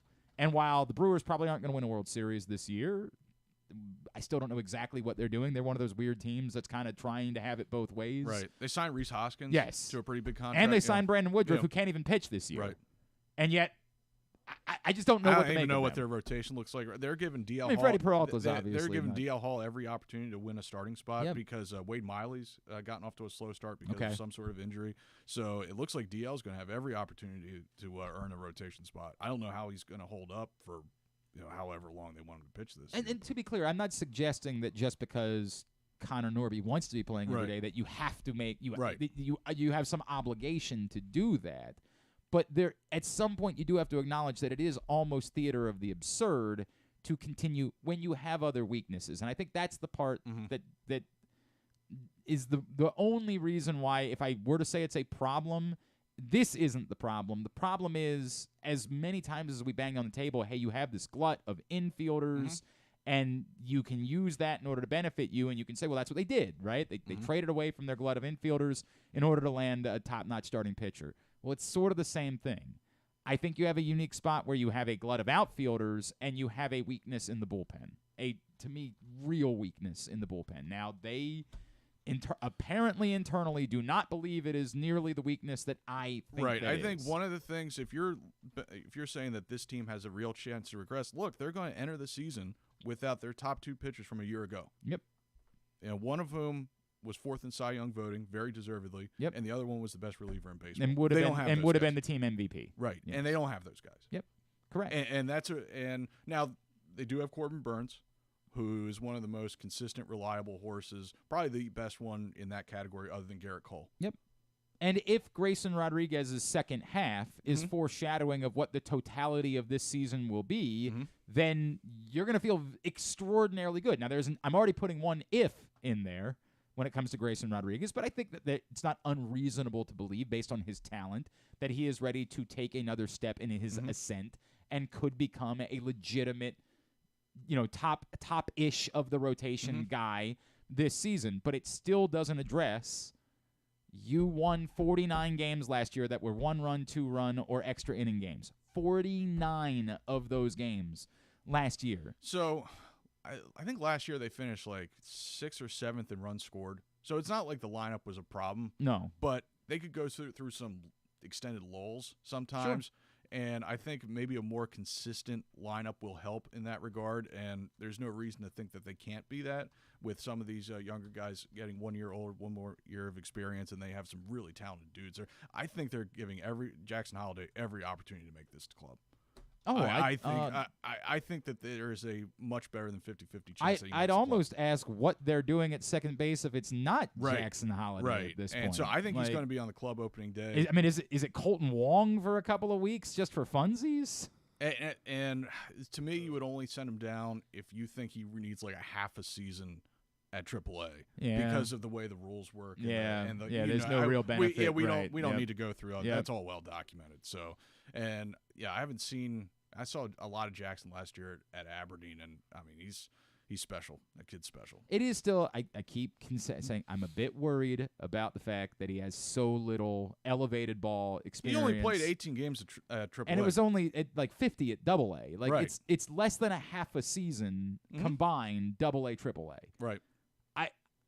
It's extraordinary, but the talent screams he's going to be okay. He's going to figure it out, and he's going to be able to help even a team that's trying to win a World Series. Right.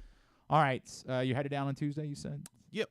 And you guys are going to be down there. We'll be having you and Stan check in, maybe do some send some videos up this way that we'll share with everybody. Yep. We'll have you guys integrated into Glen Park Radio next week. Stan has something on the site.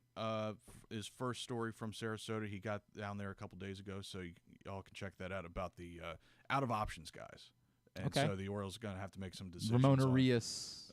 The Ryan McKenna's of the world, and so he wrote about that. And I think that the answer for most people would be, we'll miss you. We'll miss you. Or we'll see you in Norfolk when you realize that your options aren't all that great elsewhere. That's that we're expecting.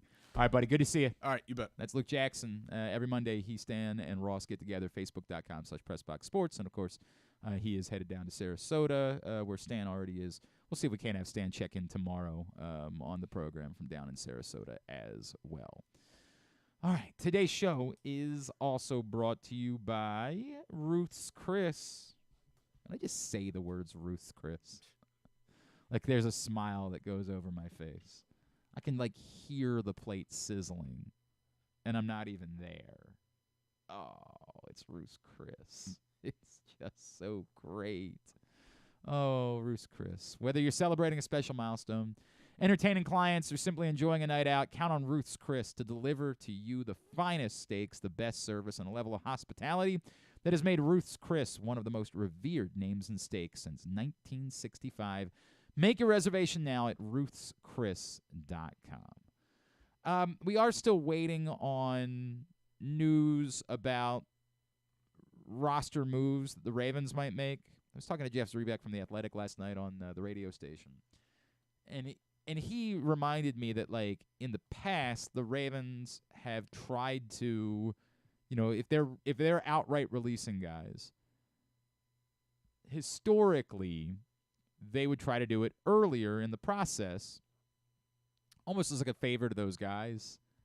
Hey, we want you to know you're gonna be gone, so before free agency starts, you get this benefit by being released of getting, the heads-up opportunity to talk to some other people and get your ducks in a row about what your future is going to be. It's certainly possible that they could do that privately and just simply not announce it or, make it formal through the NFLPA and the actual transaction. It's possible that whatever they're going to do, it's also possible they're still trying to work it out with certain guys so that it's not a release and instead it's a restructure.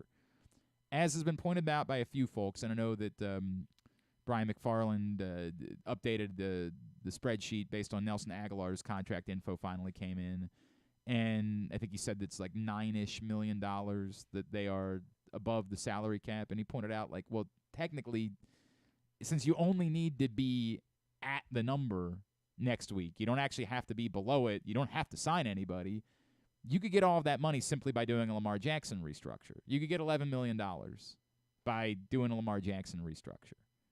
So they don't have to release anyone. Like, we're watching all these other teams. Bad time to be a safety in the NFL. Yeah. But yes, to your point, the Bills are cutting everybody. The slew of guys. Although they also extended somebody, right?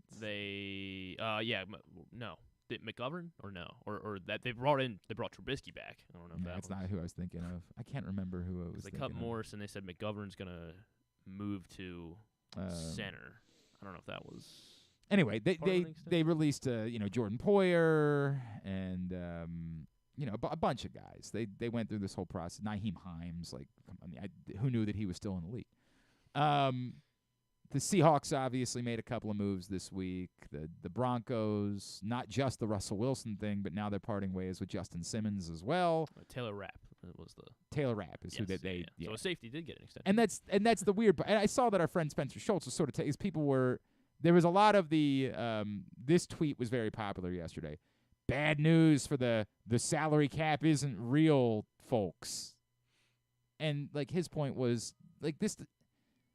They're just making decisions. They're making business decisions because the Bills had to make business decisions about guys that are getting older, and to say this is something coming to roost for them, like they weren't a team that sold out for 1 year of the salary cap. They're just a team that's making business decisions, and for them, Taylor Rapp was a priority and Jordan Poyer wasn't.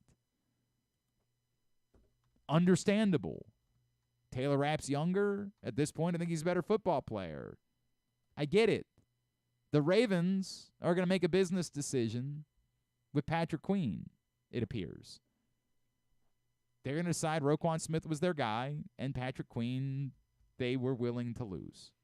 Now, they also presumably think that he's going to net them a pretty significant compensatory pick as well. Like, he's almost certainly going to be a third-round compensatory pick, and if you include Geno Stone as likely to get them a pretty good compensatory pick, then it sets them up that if they were to sign a true free agent, and we'll see if they do or if they don't, then they would still stand, by losing two significant ones, they would still stand to keep one significant compensatory pick in this process. We'll see. They might not sign any true free agents. It might be that the only players they end up signing are either players that were cut or, guys later in the process after the deadline. We'll see how this ends up playing out for the Ravens. I'm a little surprised. Like they're going to do something with Tyus Bowser. We're all working under the assumption that it's a release. I've said a million times, it kind of doesn't make sense. The numbers, by the way, $2 million dead cap, $7.5 million contract. So he's going to cost you $2 million anyway, with almost certainly no open market. Presumably, as I keep saying, if he's physically capable of playing, so somebody would ask, why have you not released Tyus Bowser yet? Well, their answer might be, because we're not just going to release somebody for fun. Like, you're frustrated that Tyus Bowser didn't play all last year, and you don't understand it, and hey, hello? If you think you're frustrated and don't understand it, I'm Glenn Clark. Hi, nice to meet you. But yet, if you use your brain, the team might be saying to themselves, if he's going to cost us $2 million anyway, and he might be physically capable of playing football, why would we let him do that somewhere else? So the answer as to why it might not have happened yet is because they might still be working with Tyus and his group, and that Tyus's group is trying to figure out, is there some team out there that would be willing to pay him $2 million to play football instead? It's not as simple. Like, we just want it to be get it done with, get it over with. Well, they've got to figure that out. The Ravens almost certainly went to Tyus Bowser's group and said, look, man, we're not going to be at $7.5 million. That's not happening. So we think that the number should be all the way down to 2. That's what we think, because we think there's probably not any market for you whatsoever. But keep in mind, maybe Tyus's relationship with any of these guys that we're all talking about, Mike McDonald, who, remember, like, he was there for the first Mike McDonald stint in Baltimore. And maybe Mike McDonald says, look, guys, we got to look at the medicals, but Tyus Bowser can set the edge if he's healthy. We don't know if he is or not, but if he is, I think it's worth $2 million for him to come play for us, if it's just $2 million. And so now that's why it might be prolonged, because the Ravens would prefer to not just release him if he's physically capable of playing football, or they're still trying to get an answer about that part of it. Why have they not done anything with Morgan Moses yet? Because they're probably trying to talk Morgan Moses into playing at the lower figure. This thing where you think the team just wants to release these guys. You release somebody because you can't get them to play at the number that makes more sense for you. And Morgan Moses, in a league where everybody always seems to need tackles, I think it's less likely. Maybe you can get a little savings from Morgan Moses, and then that prevents you from having to overturn the entirety of your offensive line. If the Ravens feel like, hey, maybe we can get, if it's an extension, we can get $1 million back from Morgan Moses. We're not getting the entirety of the difference. I'm not an Dr. Nick was mad that we didn't call him yesterday because we were having an econ conversation, and he's like, hello. And we should have. It's not such a pressing topic that I wanted to keep doing it, but he tried to explain to me what I was He was like, and he said, you're right. Drew will be back. Yeah, I don't know if we even need to do it there. I want to pull up what did Dr. Nick say. Dr. Nick, I'm so sorry, said you all were definitely talking about 2 topics: elasticity of demand and consumer surplus. Yes. And shocker, yeah, right. Those are definitely what I thought I was talking about. I generally agreed with you. To me, tickets are a luxury item, which means we are elastic to it.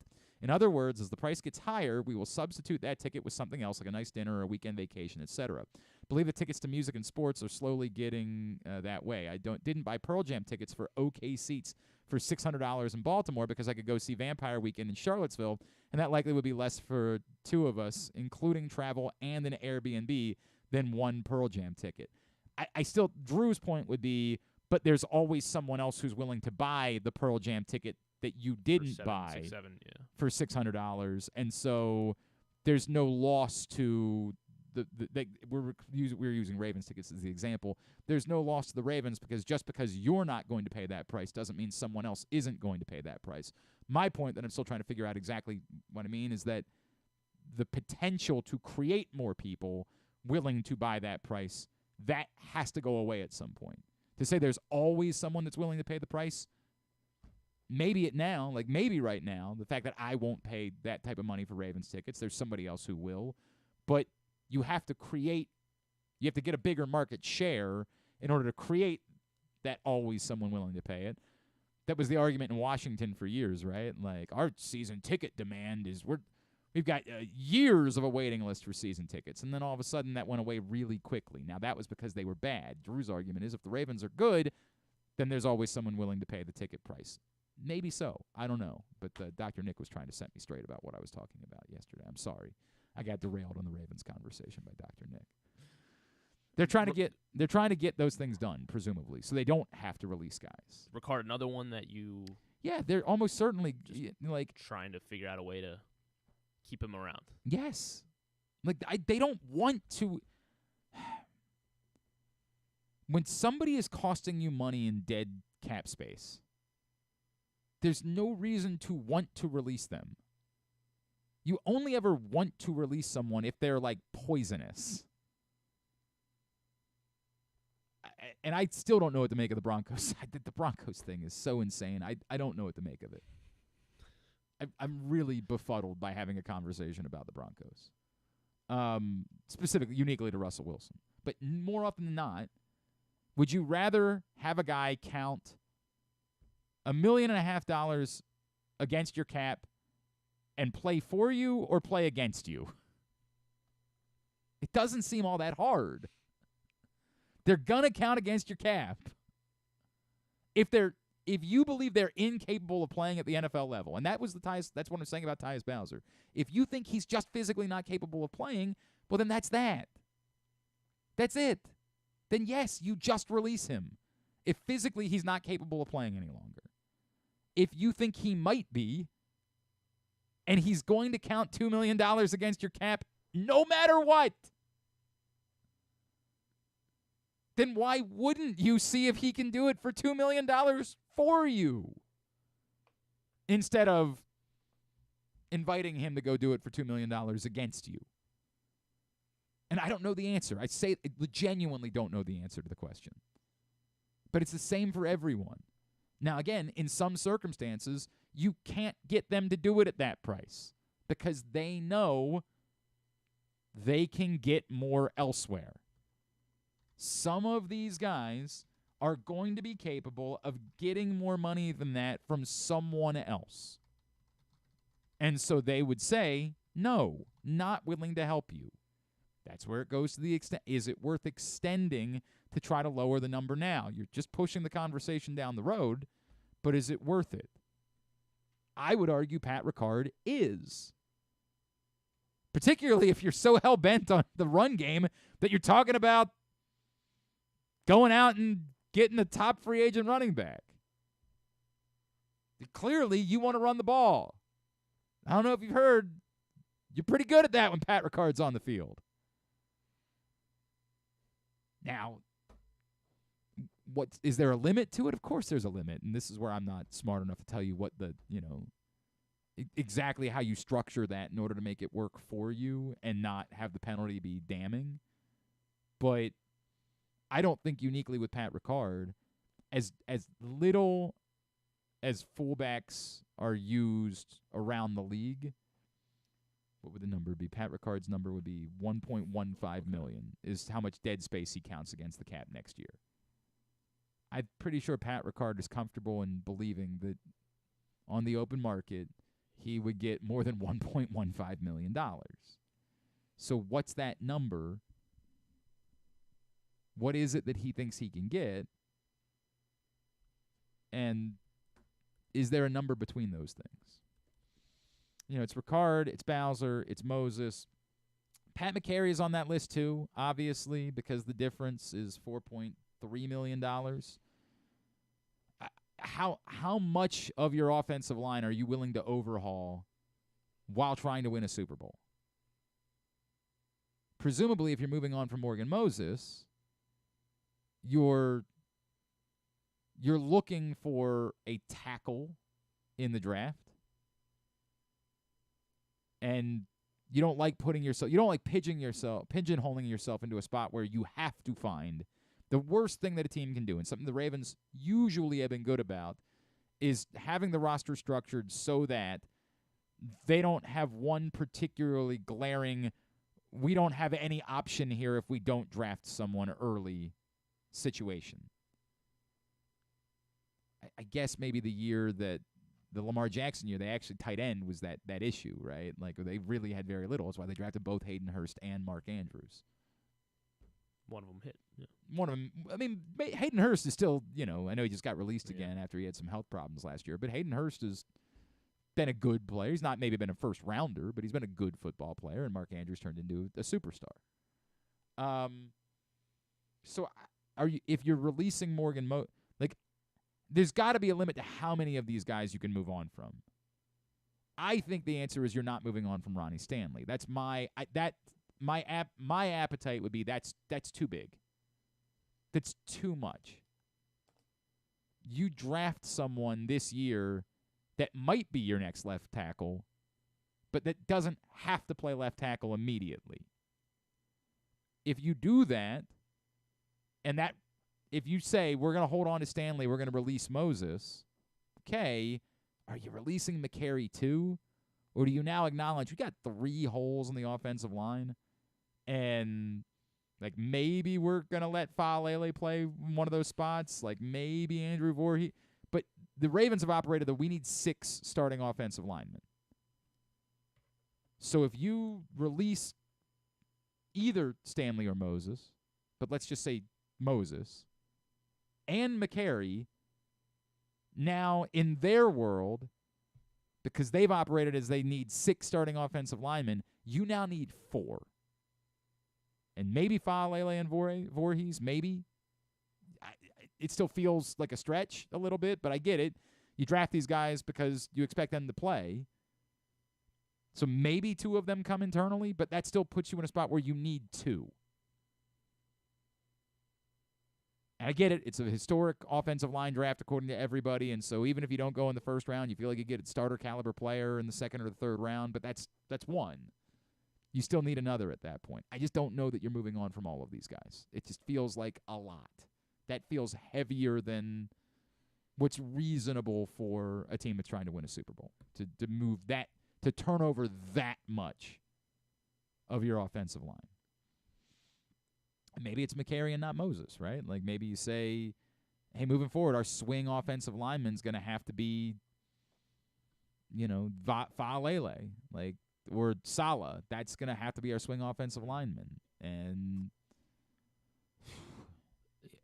Patrick McCary's been so good in that role that it's it almost feels like it's worth paying the money just to keep Patrick McCary for that unique role, because I don't know how many guys could do it. I don't know how many players are capable, not great, but capable of playing at literally every position along your offensive line for a stretch as necessary.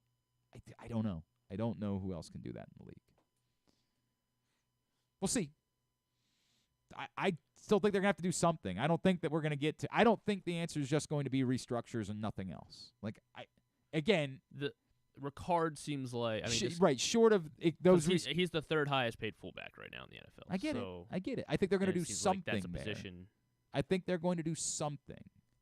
Well, you say that, by the way, he's probably worth being the 3rd highest paid fullback. Somebody would argue he's the best fullback, that you're actually getting him on a bargain by him being the 3rd highest paid fullback. I would be surprised if between now and the start of free agency they don't do anything with that group of guys. Bowser, Ricard, Moses, McCary. They have to. I don't think the answer is going to be we restructured Lamar Jackson, that got us all the money that we needed. I think they're going to go there.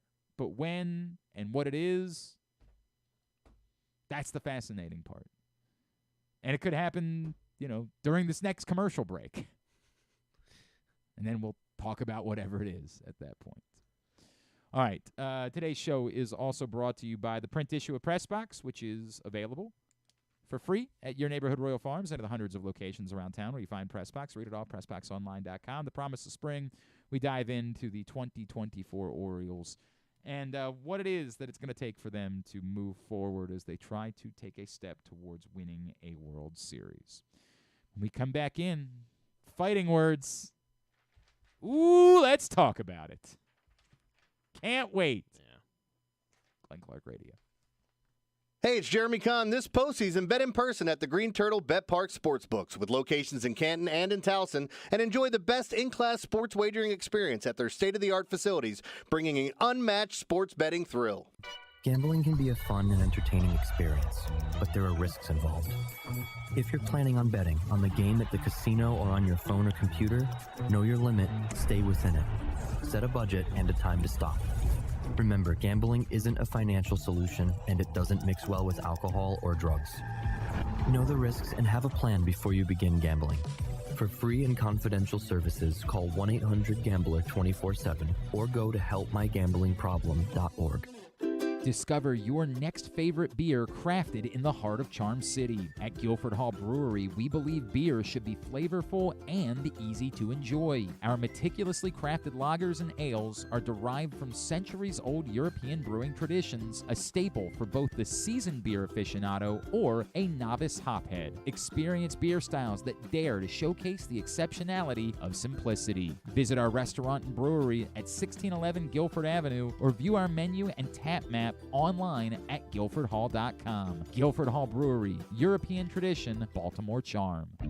Make the most out of every day in your Toyota RAV4. Available in hybrid or gas-only models. A RAV4 can get you where you want to go in style. Check out buyatoyota.com for deals on new RAV4s from your local Toyota dealer today.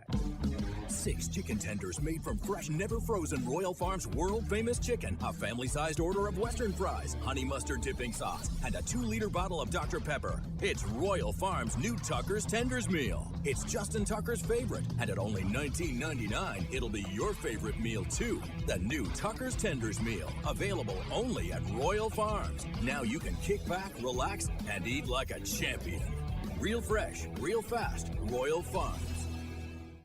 Craving that classic New York deli experience? Look no further than the new Atman's Deli in Baltimore's Harbor Point. Corned beef piled high, hand-rolled bagels, and something different. A bar! Atman's has food and drink specials every day. Now open for breakfast, lunch, and dinner. Dine in, grab takeout, or hang out at the bar for the next O's game. Atman's Deli, an authentic taste of Baltimore tradition since 1915. Find us at Harbor Point or visit atmansdeli.com. What company has the expertise to make your home healthier by purifying your air and killing all viruses, allergens, and bacteria? A.J. Michaels, Heating and Air Conditioning in Baltimore and Annapolis, ajmichaels.com. Hungry? With 7 locations throughout Maryland, Glory Days Grill is always right around the corner. They have wings, burgers, salads, sandwiches, and drinks to satisfy everyone, as well as tons of televisions and sound delivered right to your phone. Glory Days is the best place to watch football or whatever your favorite sport is. While you're there, be sure to check out Goose Flight's Lager, named in honor of legendary Raven Tony Goose Siragusa. $2 of every can is donated to the Goose Flights Foundation. Glory Days Grill. Great food, good sports. One of the things that's definitely wrong with this country is that this dude still has a job somehow, some way. Glenn Clark. All right, back in here on GCR as we continue along on a Thursday. I wish it was a Thursday edition of the program. Today's show has also been brought to you by Goose Flights. Goose Flights is a delicious lager available in cans all over town.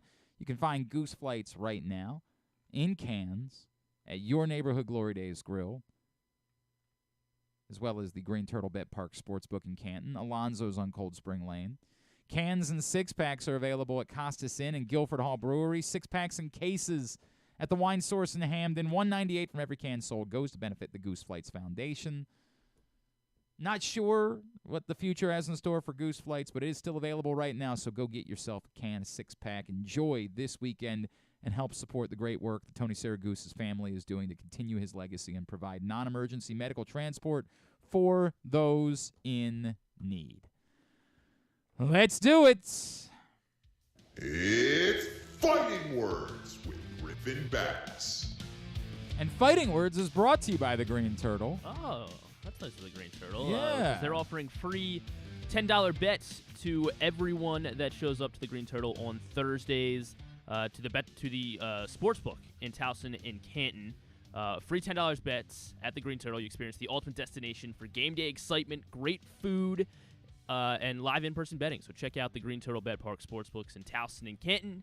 Make some money by picking up your free bet and enjoy some food and sports tonight at the Sportsbook. Jeremy Kahn will be in Towson as well for UFC 299 as well. All right. Yeah, that's what we would have been talking about during We're not going to be able to talk about it Fighting at all Words. now. I mean, it might come up, but it's going to have to be brief.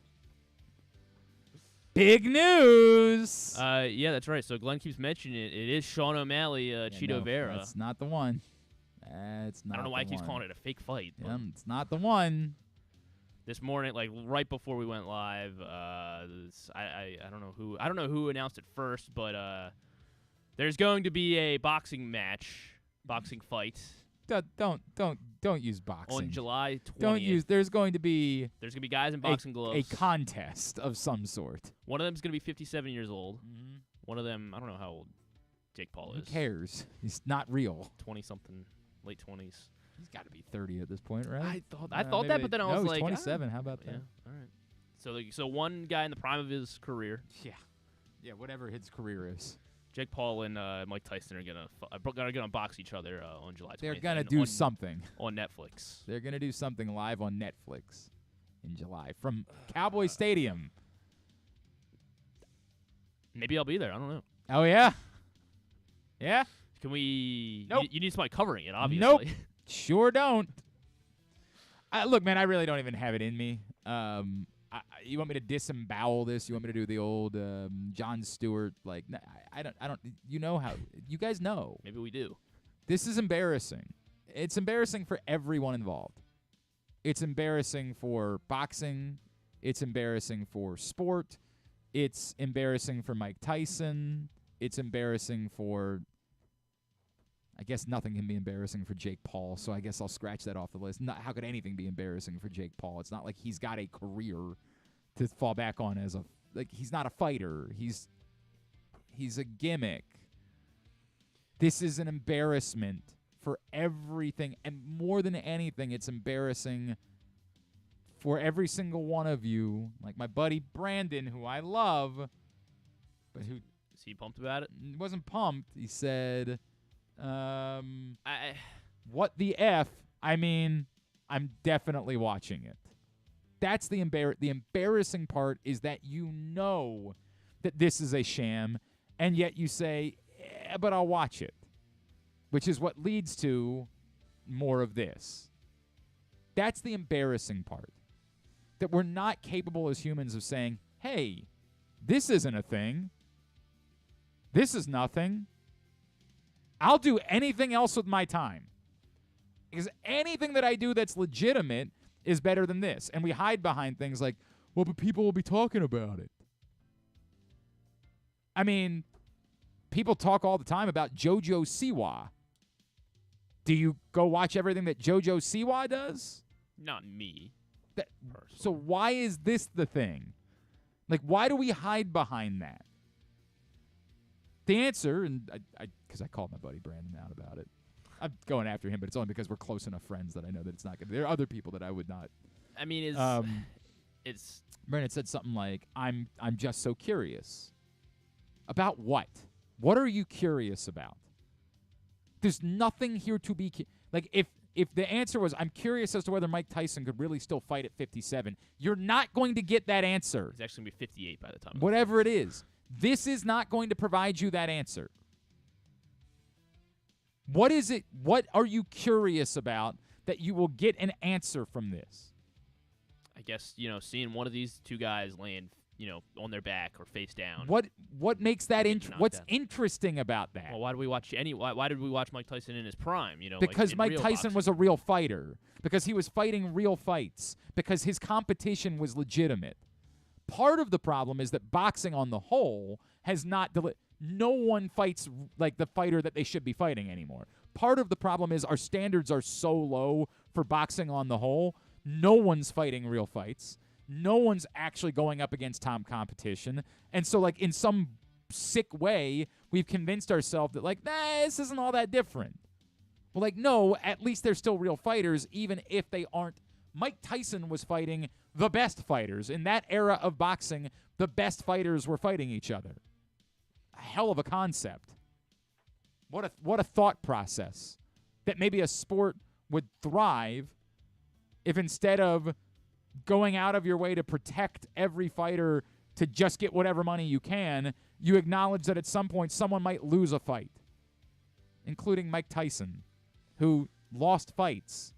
And yet, did that impact in any way our interest in watching Mike Tyson? Mike Tyson lost to Buster Douglas before he had hit the height of his fame. It's embarrassing on every level, and most embarrassing for us because we have the ability to ignore it. We have the ability to say no. How? No. I mean, if ever, ESPN's covering it, they've got an article about it, Right. And if no one tuned in to Netflix, if no one tuned in, they wouldn't cover the next one.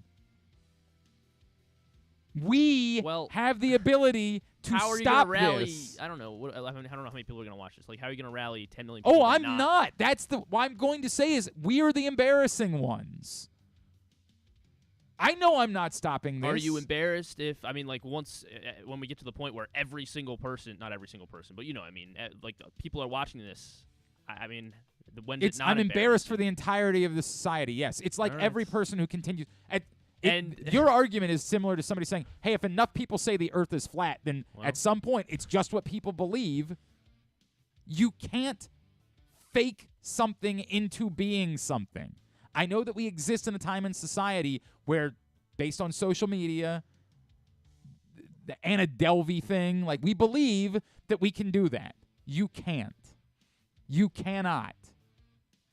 Fact is still fact. It's hanging on by a thread. But fact is still fact. And fact is, this is not legitimate. This is not real. It's also not even interesting. There's nothing interesting about this. Mike Tyson is a star. He's 58 years old. It's not interesting. It's not. This is star effing. Which is the saddest statement about who we are as a society, which, led to unqualified people becoming president. We are star effers. It's dreadfully sad. Skill be damned. Talent be damned. We will continue to go watch performers perform who aren't actually even performing. We will pay real money to go. They could announce to you, and they basically do, these people are lip syncing. And you still pay money just to be in their presence. Just to be in the same arena as them. I guess to your point, it's a sinking ship, this world that we live in, I guess.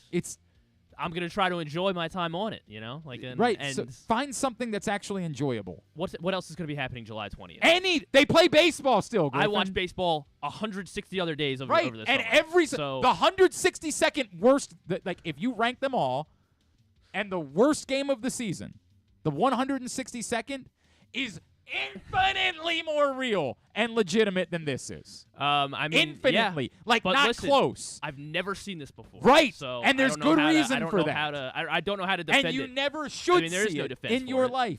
By the way, if you just took two fat guys and said, go get in a ring and box each other, it would be more legitimate than this. It wouldn't. Yes, it would. They have no idea. They've never worn boxing gloves in their life. Exactly right. It would be a legitimate competition between two people that are of the same ilk. These two guys have trained for months and years now. And they're walking in to do something that's fake. Their training has nothing to do with what's going to happen. Because here's something that I know is not going to happen. What's not going to happen is Mike Tyson at 58 years old is going to get knocked out by Jake Paul at 27 years old, who frankly should make this very quick. But they won't do that because this is fake, because they can't have that. This is not supposed to be a legitimate competition. This is not supposed to be something where you're actually trying to figure out who's better, because if you did that, it might be over very quickly. What happened when Floyd Mayweather fought. Logan Paul. What happened? Nothing happened. It went the distance. Yeah. You know damn well that a legitimate fight between those two guys is not going the distance. This isn't real. You are paying to watch them dance. Actually, you're not paying this time. It's on Netflix. So I assume. guess I don't know if Netflix is going to charge you on top of it. that'll be interesting if they do a Netflix pay-per-view. Netflix pay-per-view? I'm not sure. I mean, they probably could. It's not, because if it were legitimate, there's a chance it would be over really quickly, and that would be a huge problem. It's not legitimate. It's an exhibition in every sense of the word. We are the joke. They're laughing at you. They're laughing at. And you're saying, okay, laugh at me. Go ahead. I'm the joke. And that's fine. I can't tell you how to live your life. We do a lot of embarrassing things as a society. We are full of embarrassing things. Somebody would tell me that I should go get a real job instead of bitching about sports on the internet. It's fine. I acknowledge that. I should have gone and served in the military or done something real. I agree, actually, with you, frankly. That doesn't change anything about this. That's a different conversation. We're just wagging the dog at that point. This is a joke. And then I guess that's why are the butt of the joke. You watch in case it is real. No, and then it's stop. You can't. You what do you see mean it is real? Because in case Jake Paul gets knocked out or Mike Tyson gets knocked out, like what's? Griffin, even if it happened, it would happen by accident. Okay. Or at a point in which they orchestrated, hey, for a little bit, if you want to try to throw some real punches, we can. In like the third round, we'll allow you to throw some real punches. It's not real. Nothing about this is real. They couldn't make it real. It would be a disaster for them if they allowed it to be real. They can't. It's heinous. I mean, it really is heinous. And if you cared at all about combat sports, you would say, I'm not going to be a part of it. I mean that. I mean, then because all you're going to I guess I mean all you're going to do is get more of this. Because when you say I don't think the UFC will allow for this, because they're going to keep doing it, so I might as well participate. Like what does that? If everybody keeps thinking the world is flat, at some point are you going to say, all right, I guess if everybody just agrees the world is flat, I'm just going to agree that the world is flat? Well, there's science to that. There's science that says this ain't real. I mean, is that like what? Yes. Like what's Griffin? What is the science? You're What is not this what is obtuse. the piece of stone that says you are not? You're doing a bit. I mean, you're not this obtuse. You're not. I know you're smarter than this. I know mean, that. I really I mean, like it's gonna happen. So you're gonna keep coming back to that, right? But you don't get to get around the other part of it. You're gonna keep coming back to they're gonna do it. I don't know. I'll just participate anyway. Which again, it does not require you to. There is no requirement that you participate in it at all. All you're doing is taking time away from anything else that you could be doing. I watch movies. They're not real. I acknowledge they're not real. So the best argument you can make is, I know this is fake. I know this is bull ass. And to me, it's not about a sport. It's about a wonder, right?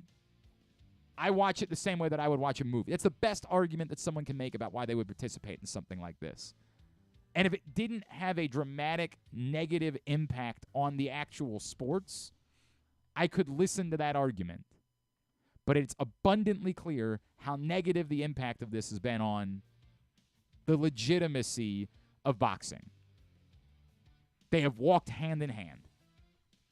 Like, the downfall of boxing has walked hand in hand with more of this nonsense, bogus S. So I can't just say, hey, it's a joke, so I'll laugh along with it. And the fact that they're not even willing to say that, like, it's so embarrassing. Like, just say it. Just say, we're not trying to bamboozle anyone into believing that this is real. We know what this is. So you're not going to be happy about the boxing event that's happening this weekend either. Then tomorrow night or tomorrow this is Ngannou Anthony Joshua. By the way, I would say closer to real. I mean, I still don't know what it is. Like, I still can't get that part figured there's out. Real fights. I mean, and maybe that's. I mean, like, is that potentially what could happen with this Jake Paul Mike Tyson thing? But people realize the problem is once people are going to watch and real boxers. Yeah, that was the argument that we made when all these things started. Right. Like, they were doing something for boxing because people were tuning in and they would see. But there's been no translation to that. Mano Serrano, I guess. There's been no benefit. It hasn't come off that those people have turned into stars and people have tuned in to watch them. It hasn't worked. That was the best argument that boxing people were making in the infancy of this, celebrity boxing thing, was that it would help. It would be beneficial to the sport because it would get more eyeballs on legitimate fighters as well. It has not proven to be the case. Like, there are no tell me the fighter that's benefited from it. Right. Jake Paul. I said fighter. It hasn't worked. Again, like, if enough people make enough money, they don't care, and that's what this comes down to. If it keeps making money, who cares that it's ruining boxing? Who cares that we're making money? That's all that matters. I'm not. Again, I would feel very differently about this. If somebody was paying me $10 million to pretend like this was real, oh, you got it, man. I am available for hire. But without that, stop. Like, stop. You're not getting me to play along with something so obviously fake. The other thing, the Ngannou Fury, is it who is it? Anthony Joshua. Joshua, yes. Although Fury's like involved in some weird way. Like, Fury's at the press conferences. I don't know what that's all about. Well, you got Zhilei Zhang and Joe Parker also fighting. That's going to be the co-main event, and that's a pretty legit real fight. I don't know what to make of this yet. I really don't. Because I do know that Francis Ngannou wants to be a boxer. Whether he's capable, this is not a legitimate fight, right? Like, it's not. Because Francis... I mean, it's going to go on the record, but... Thank you. It's not legitimate in that you can't just walk into a sport and face the top guys in the sport. If you could, then the sport is a sham. So that's the damning part about this. The damning part, and the same thing from the last Ngannou fight, is that, like, are the parties involved in on this, hey, we have to make this look more legitimate in order to justify the amount of money that has been spent on this? That's the problem. This is the, like, CM Punk going and fighting the UFC thing. If someone's capable of doing it, it means the whole sport's a sham. It's so much worse if they're successful. Like, what should happen is they should get pummeled in seconds, and then that fight should have never occurred. So then if you go the other way, well, hey, guys, just, make it look legitimate. It's worse. You can't justify the existence of it. To say it's more legitimate than... Like, the bar is really low when I say, hey, I guess it's more legitimate than Jake Paul, Mike Tyson. Well, that's a 0.0. If you're a 0.3, then you're more legitimate than that. But how legitimate is it? I can't get a feel for that. I can't. I really don't know. Think about what this really is. We debate all the time, would a good college football team be able to compete with an NFL team, right? And every real football mind would say, no. No. It's fun to discuss, but stop it. Boys versus men. No. Now, so the Norfolk Tides versus the Oakland A's last year, that was different. Like, yeah, I mean, you're at that's minor. By the way, minor leaguers are professional. You're not talking about guys that aren't physically that are constructed the same way. They used to be, amateurs, I guess, in college football, but technically, I'm talking about physical construction. that you're still talking about inevitably at some point there's a younger player on that roster. Someone's got, even for the best college football teams, they're not all super seniors. They're not all 24 years old. The best college football teams still have people on their rosters that are 19 years old, 20 that are playing against men. This is taking that experiment and trying to prove that it can be legitimate. And it requires compliance, complicity. It requires someone being in on it. Help make this look legitimate. Help make this real. If Francis Ngannou wanted to be a boxer, he needed to go fight. If you could prove against boxers, like start at the lowest level, I mean, not the lowest, but low enough, fight those guys, prove you're a boxer, and work your way up to fighting the best boxers, then that fight, I would say, might be legitimate. To go right in and face the world heavyweight. There's no way. It's either one of two things true. Either that fight isn't legitimate or the sport isn't legitimate. Because someone can just waltz in, then there is no reason to watch the sport. Because it requires no skill, it requires no training. Why would you watch that? So one of two things is true. It's a lose-lose. The fight's not legitimate or the sport's not legitimate. Which one is better? All right, I'll remove boxing permanently from fighting. If there's real fights, let's talk about real fights. I just, unfortunately, we don't do a lot of those anymore. It's a shame. I miss that because I love boxing.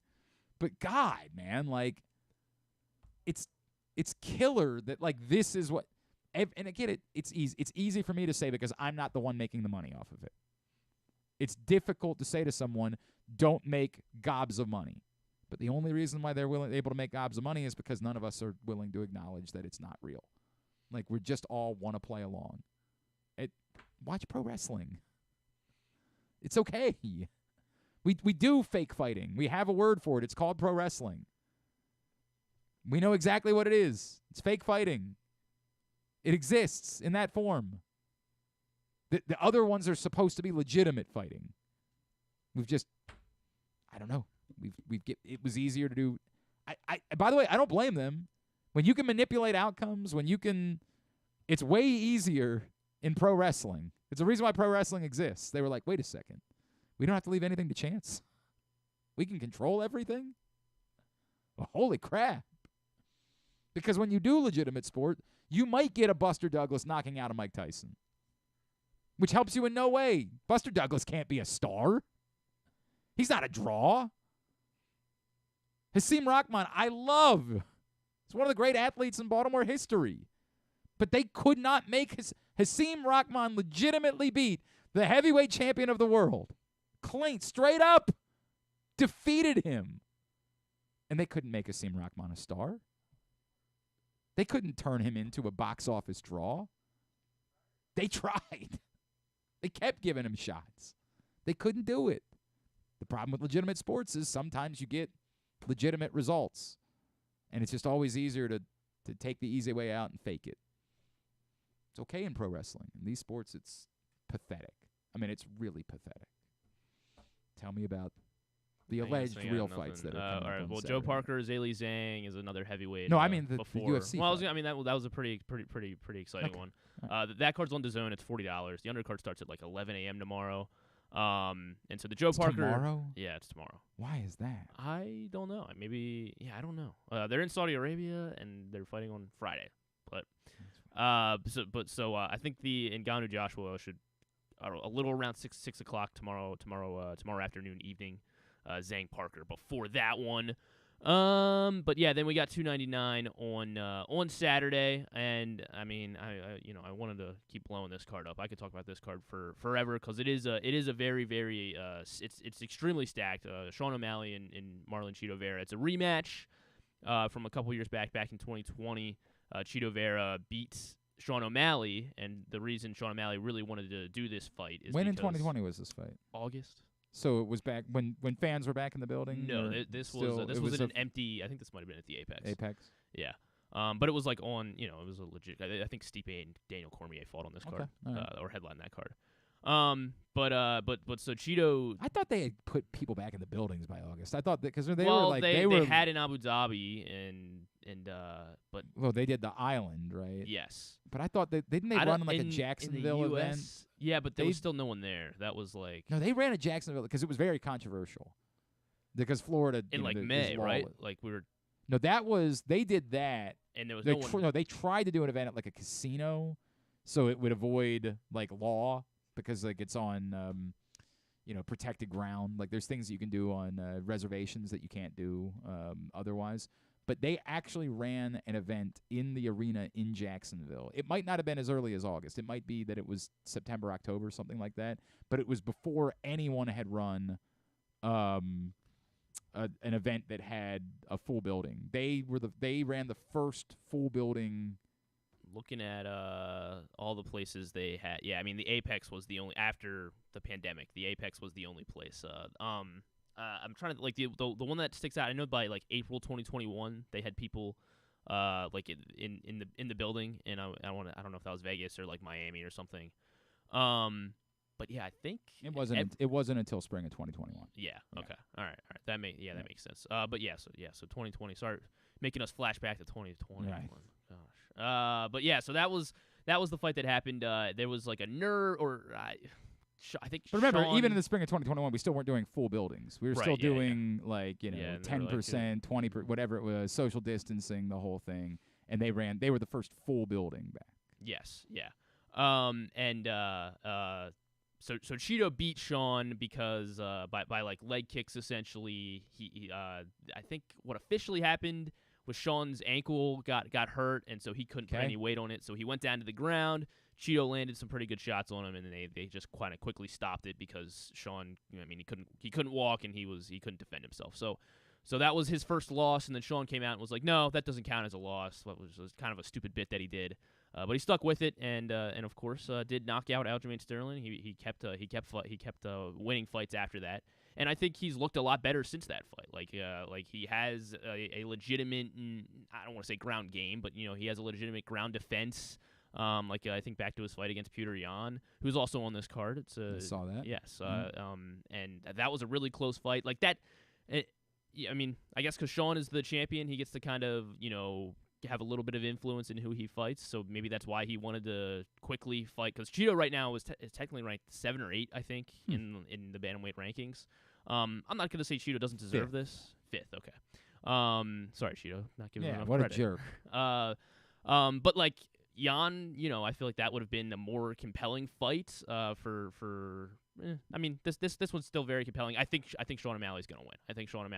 I think his ground game and grappling, he still doesn't he doesn't check kicks quite as often, I think, as he should. But he's got legitimate power. And I think he'll find a way to finish off Cheeto here, even though I love Cheeto, but I think he's going to find a way to finish him off here. Dustin Poirier is the co-main event, fighting against Benoit Saint-Denis, the God of War. And if anyone doesn't know about this guy, I think they're going to learn about him on Saturday. He is very exciting. This is a lightweight fight, obviously. Dustin's coming off of, he got knocked out in the second round against Justin Gaethje, and this is kind of a theme of this card for some reason, where it's kind of these old stars are fighting some of the new kind of young up-and-coming guys, and I think in a lot of the cases we're going to see the like kind of younger, newer guys that people are less familiar with. They're going to kind of put their name on the map here, and I think Benoit Saint-Denis is one of those. He just steamrolled the steamroller, Matt Frivola. And it's weird because he didn't really have many. He did. He didn't have many knockouts like coming into the UFC, and then once he got to the UFC, he started just knocking everybody out. And I think Benoit Saint-Denis is very legit, and it's gonna be kind of it's gonna be because I don't want to see Dustin kind of get smoked, but I think he's got. You're all in on Benoit Saint-Denis. Not Chris Benoit. Not Chris Benoit. Who's Chris Benoit? You're better off not knowing. Oh, okay. All right, then I won't. Yeah. Michael Venom Page makes his UFC debut. He was a long-time Bellator fighter. He will be debuting against Kevin Holland, and if you haven't heard of Michael Venom Page, you can look up his kind of knockout highlight reel. It's pretty crazy. He does, he's got one-punch power. He's got like flying knees everywhere. He is a very action. He fights like this, like with his hands down at his sides all the time. And just kind of trusts. Seems weird. Yeah, it seems ill-advised. But it has not really. It hasn't come back to bite him quite that hard yet. And so he's finally getting to the UFC. He's gonna fight Kevin Holland, and this is an interesting fight. I like Michael Venom Page in this one. I believe he's an underdog at the moment. And I guess it's gonna stay that way because it's been like that all week. The reason Kevin Holland is going to be favored is because, first of all, Kevin Holland is awesome. I mean, since he's made his pro debut, he fights 3 times a year. Like, all he does is fight. Sometimes 4 or 5 times a year, even in the UFC. So he's awesome. I think the reason he's favored is because he technically has more routes to victory in this. Okay. Like, Okay. he could definitely. I mean, there's an off chance he can like hang in. He's never been knocked out is the thing. So if this goes to decision, you kind of never know. Kevin Holland has the much better ground game. So if he decides to wrestle in this, there's a good chance he could submit MVP Michael Venom Page here. But I don't think that he's going to do that because he had that same exact route to victory against Wonder Boy a couple was that a year and a half ago now, I think, December 2022 December 2022. And he just chose not to wrestle Wonder Boy. He kind of said that going in, he wasn't going to. And I think it's just because he just loves fighting so much, and he loves being he wants to do whatever's gonna do give the most action. And so I think he's gonna stand and try to box with Michael Venom Page here. And I don't think that's gonna be the best route of victory for him. And we might see the first time Kevin Holland gets actually knocked out. We're going 2 in the weeds. Well, make me some money. Gilbert Burns is fighting Jack Della Maddalena. That's going to be a great fight. I like Jack Della Maddalena in that one. Maybe it's because Gilbert Burns left a bad taste in my mouth since he fought in that Newark card. And apparently he was injured going into that. So it was a very, very boring fight against Bilal Muhammad that I think was a 5-rounder. And it was a bit of a drag, and Bilal won a decision against Gilbert Burns. Gilbert Burns is still a great fighter. I like that one. Song Yudong is fighting Peter Yan. So this is another one of those. Song Yudong is kind of the younger guy coming up. Song Yudong is he has fought. This is going to be his 30th pro fight, and it's going to be his 14th fight in the UFC, all since 2017. How old do you think he is? Well, you said he's the younger fighter. I did say he's the younger fighter, so I kind of gave 28. it away. He's 26. Wow. And he's been in the UFC since 2017. And Peter Yan. So Peter Yan's kind of the older. I mean, he was a former bantamweight champion. And I think this is the one where, Song Yudong, it's not his time yet, and I like Peter Yan in that one. Curtis Blades, Jailton Almeida is No. I'm just trying to think. It's too much. It's too much. Make me money. I like Mateus Gamrot against RDA against Rafael Dos Anjos. This card is so hard to pick. Gamrot should win. Marina Moroz is the very first fight of the card. She is minus 240 on Superbook right now. You can parlay those together, and then the second fight, Alma Bayev. I think these are the 3 biggest favorites, but I am pretty confident in them. If you parlay them together, it's plus 107. Okay, so give me that one more time. Moroz. Yep. Alma Bayev. Asu Alma Bayev. Uh-huh. He's fighting Carlos Vergara, and then Mateus Gamrot. All right. Against Rafael Dos Anjos. So put those 3 together. You got plus 107. I do. Go to superbook.com right now. Download the Superbook app. When you do, use the code GlennClark23 when you sign up. And if you're betting with Griffin, you can make it up to $250. And win or lose, you're going to get up to $250 back in a same-day first bet match. So sign up today. Say, all right, I'm riding with Griffin. And if you bet $250 and you win, you're going to get like $250. But if you don't, you got $250 worth of free bets that you can use moving forward. So win-win. Superbook.com. Download the Superbook app. I also like Joe Parker against Zayli Zhang tomorrow in that one. He's plus odds right now, but he is 8 years younger, and he's coming off a win over Deontay Wilder. So I think think there's a good chance Staley Zhang at 40 years old, age may have slowed him down a little bit at this point. Very good. Yeah. Very good. Let's get a tidbit. Tidbit is brought to you by Toyota. You can still play Pick'em through the remainder of the high school basketball playoffs here in Maryland. Go to countysports.zone. Pick'em is brought to you by buyatoyota.com and your local Toyota dealer. Let's do Jay Kuda helping me out this one. Do you know who currently has the active longest streak in the NBA for? So it's most consecutive games of more made shots than missed shots. I mean, you'll never guess. He plays for the Mavs right now. Kyrie. Derek Lively, the second. Okay. 14 is the current. So I active actually know the answer on. It's Shaq. I saw that. Yeah, I did see Shaq. that. I did not know who. Yeah. Do you know? I'm assuming you saw the other two. Then to start their career, who has the longest? To start their career. It is a now former Washington Wizard.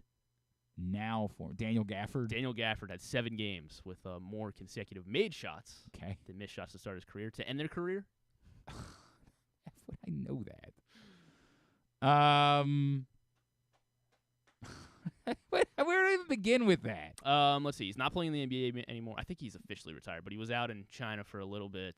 Stephon Marbury. No. He was a star in the NBA when he was in NBA. Dwight Howard. Dwight Howard, yeah. Okay.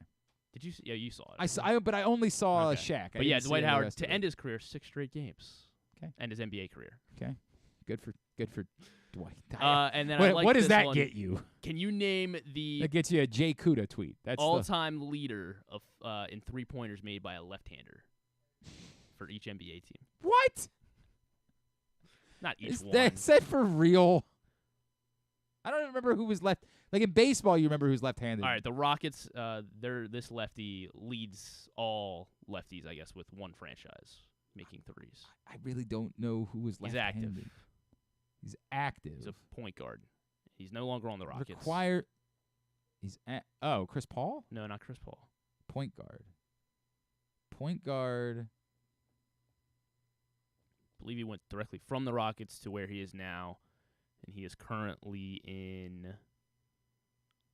with one of the Los Angeles teams. Oh, James Harden? James Harden. I still think of James Harden as a point guard. Yeah, I guess you're he's right. more of a wing. He's a ball handler. Yeah, I mean, right, but that's like in the era that's like LeBron James as a point guard. You know what I mean? Like they're not traditional point guards. They're just the guy that brings the ball up. I'm trying to think of guys that you would know are lefties here. The Spurs all-time leader in threes made. International guy. Oh, Manu? Yes, yeah. Manu Ginobili. I guess I did know Manu was left-handed. For the Grizzlies. Grizzlies. This guy is still active. He's not on the Grizzlies, though. Not on the Grizzlies. He was one of the names I think I threw out when we had no clue what team.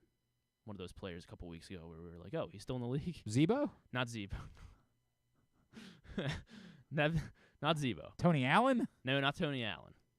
I don't know who is Mike Conley. Oh, okay. He's a lefty. Probably didn't take many. He was with the Grizzlies for like a week. How about the Knicks?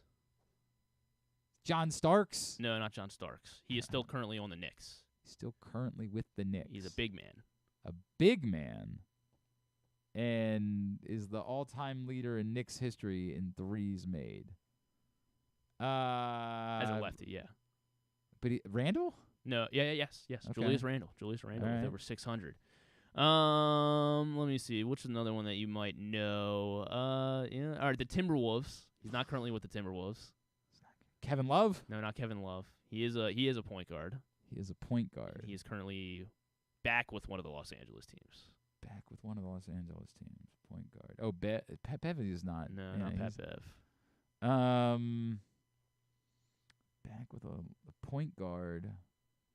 Back with one of the Los Angeles teams. This requires me to know things. I don't. In fact, he's a leader for multiple franchises as a lefty.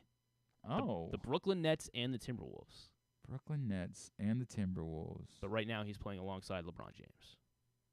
Okay. And he's the leader for both the Nets and the Timberwolves? Why am I blanking on this? This seems like it should be obvious. Yeah, you had him. Yeah, D'Lo, right? Yes, yeah, D'Angelo Russell. Yeah. D'Angelo Russell for the T-Wolves and the Nets. There's another player that is the leader for 2 different franchises, the Heat and the Suns. This is so weird.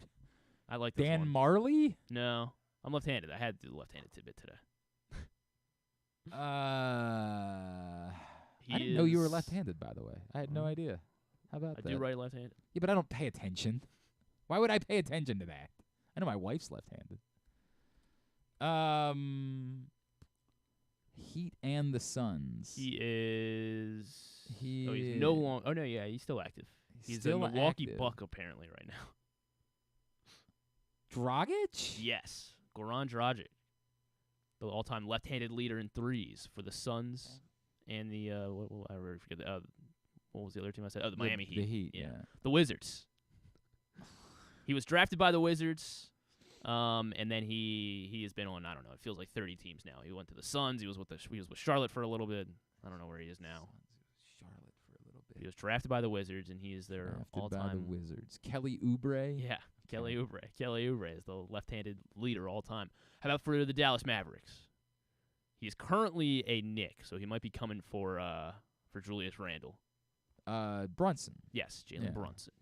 Those are pretty much the Chicago Bulls. Was Chris Mullin left-handed? Chris Mullin was. Okay. So he would be. He's the only other guy that I thought I might know that was left-handed. So what team would he be the all-time leader? The Warriors. For? Yes, obviously. yes. He is the Warriors' all-time lefty leader. I don't think I could name another left-hander. I don't think I could. Who else are famous left-handed? A 90s Bull that was 90s left-handed. Bull. It wasn't Jordan or Pippen. No. Kukoc. Yes, Tony Kukoc is the Chicago Bulls all-time Did not know leader. he was left-handed. How about the Celtics? He and this guy is apparently trying to make an NBA comeback, I guess. Just signed a developmental contract or something with the Jazz. Oh, I did see this. Yeah. Oh God, it's former Wizard. Oh, for F's sake. I know this.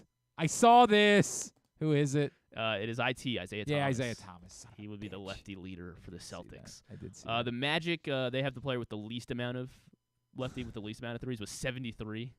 So Jeff Turner. Oh, sure, Jeff Turner. I believe I'm friends with Jeff Turner. He lives in Clearwater. Oh, really? I am Facebook friends with Jeff Turner, but not that Jeff. Not Turner. Jeff. Okay. Luke Kennard is the Clippers' all-time left-handed leader. Okay. That was interesting. Doesn't take much. Those are the big ones for you. The big ones. They are the big ones. The Hornets. All right, Miles very Bridges. good. Tubular. What are we doing? What is this show? It's 12:28. We just Joe spent 10 minutes Ingles. on that. Joe Ingles. It's not Ingles, is it? I think it's Ingles, isn't it? I heard of Ingles. He is the Jazz left-handed leader.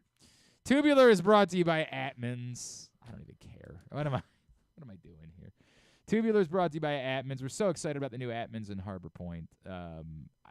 It's just, if you're craving that classic New York deli experience, look no further than that new Atmans there in Baltimore's Harbor Point. Corned beef piled high, hand-rolled bagels, and something different. They have a bar. Atmans Harbor Point. Go to atmansdeli.com for daily specials. Here's what's coming up tubular-wise. As I mentioned, no Orioles today for whatever stupid reason. Patriot League tournament tonight, Navy BU, 7 o'clock on ESPN+. Coppin Morgan, 7:30 from Hill Fieldhouse, MorganStateBears.com to watch it. Maryland women about to tip off against Illinois in the Big Ten Women's Tournament on Big Ten Network. Rutgers, Wisconsin, the only Big Ten matchup, 7 o'clock on Fox Sports 1. All the rest of the college basketball, find at GlennClarkRadio.com. Baseball, ESPN's got Braves, Red Sox at 1. MLB Network has Cubs, Reds at 8.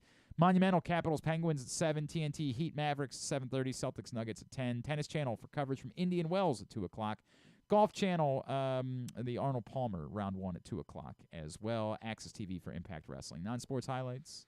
The State of the Union address is tonight at 9 o'clock on all the four majors. Don't think I'm going to.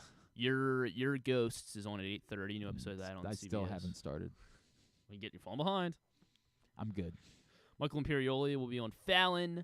I have no idea what he's plugging, though. I think he's opening a restaurant It'd in be New York. awesome if he was plugging a new season. That'd be amazing. Of that, what was that show called? White Lotus was what he was on most recently. Right, yeah, White Lotus. Yeah. There's another show that he was on. He was on another show recently? Yeah, but I don't know. I don't think it ended up being any good. It was on like Hulu or something. I forget what it was called. Oh, well. Impractical Jokers, of course. Alf is going to be on Impractical Jokers.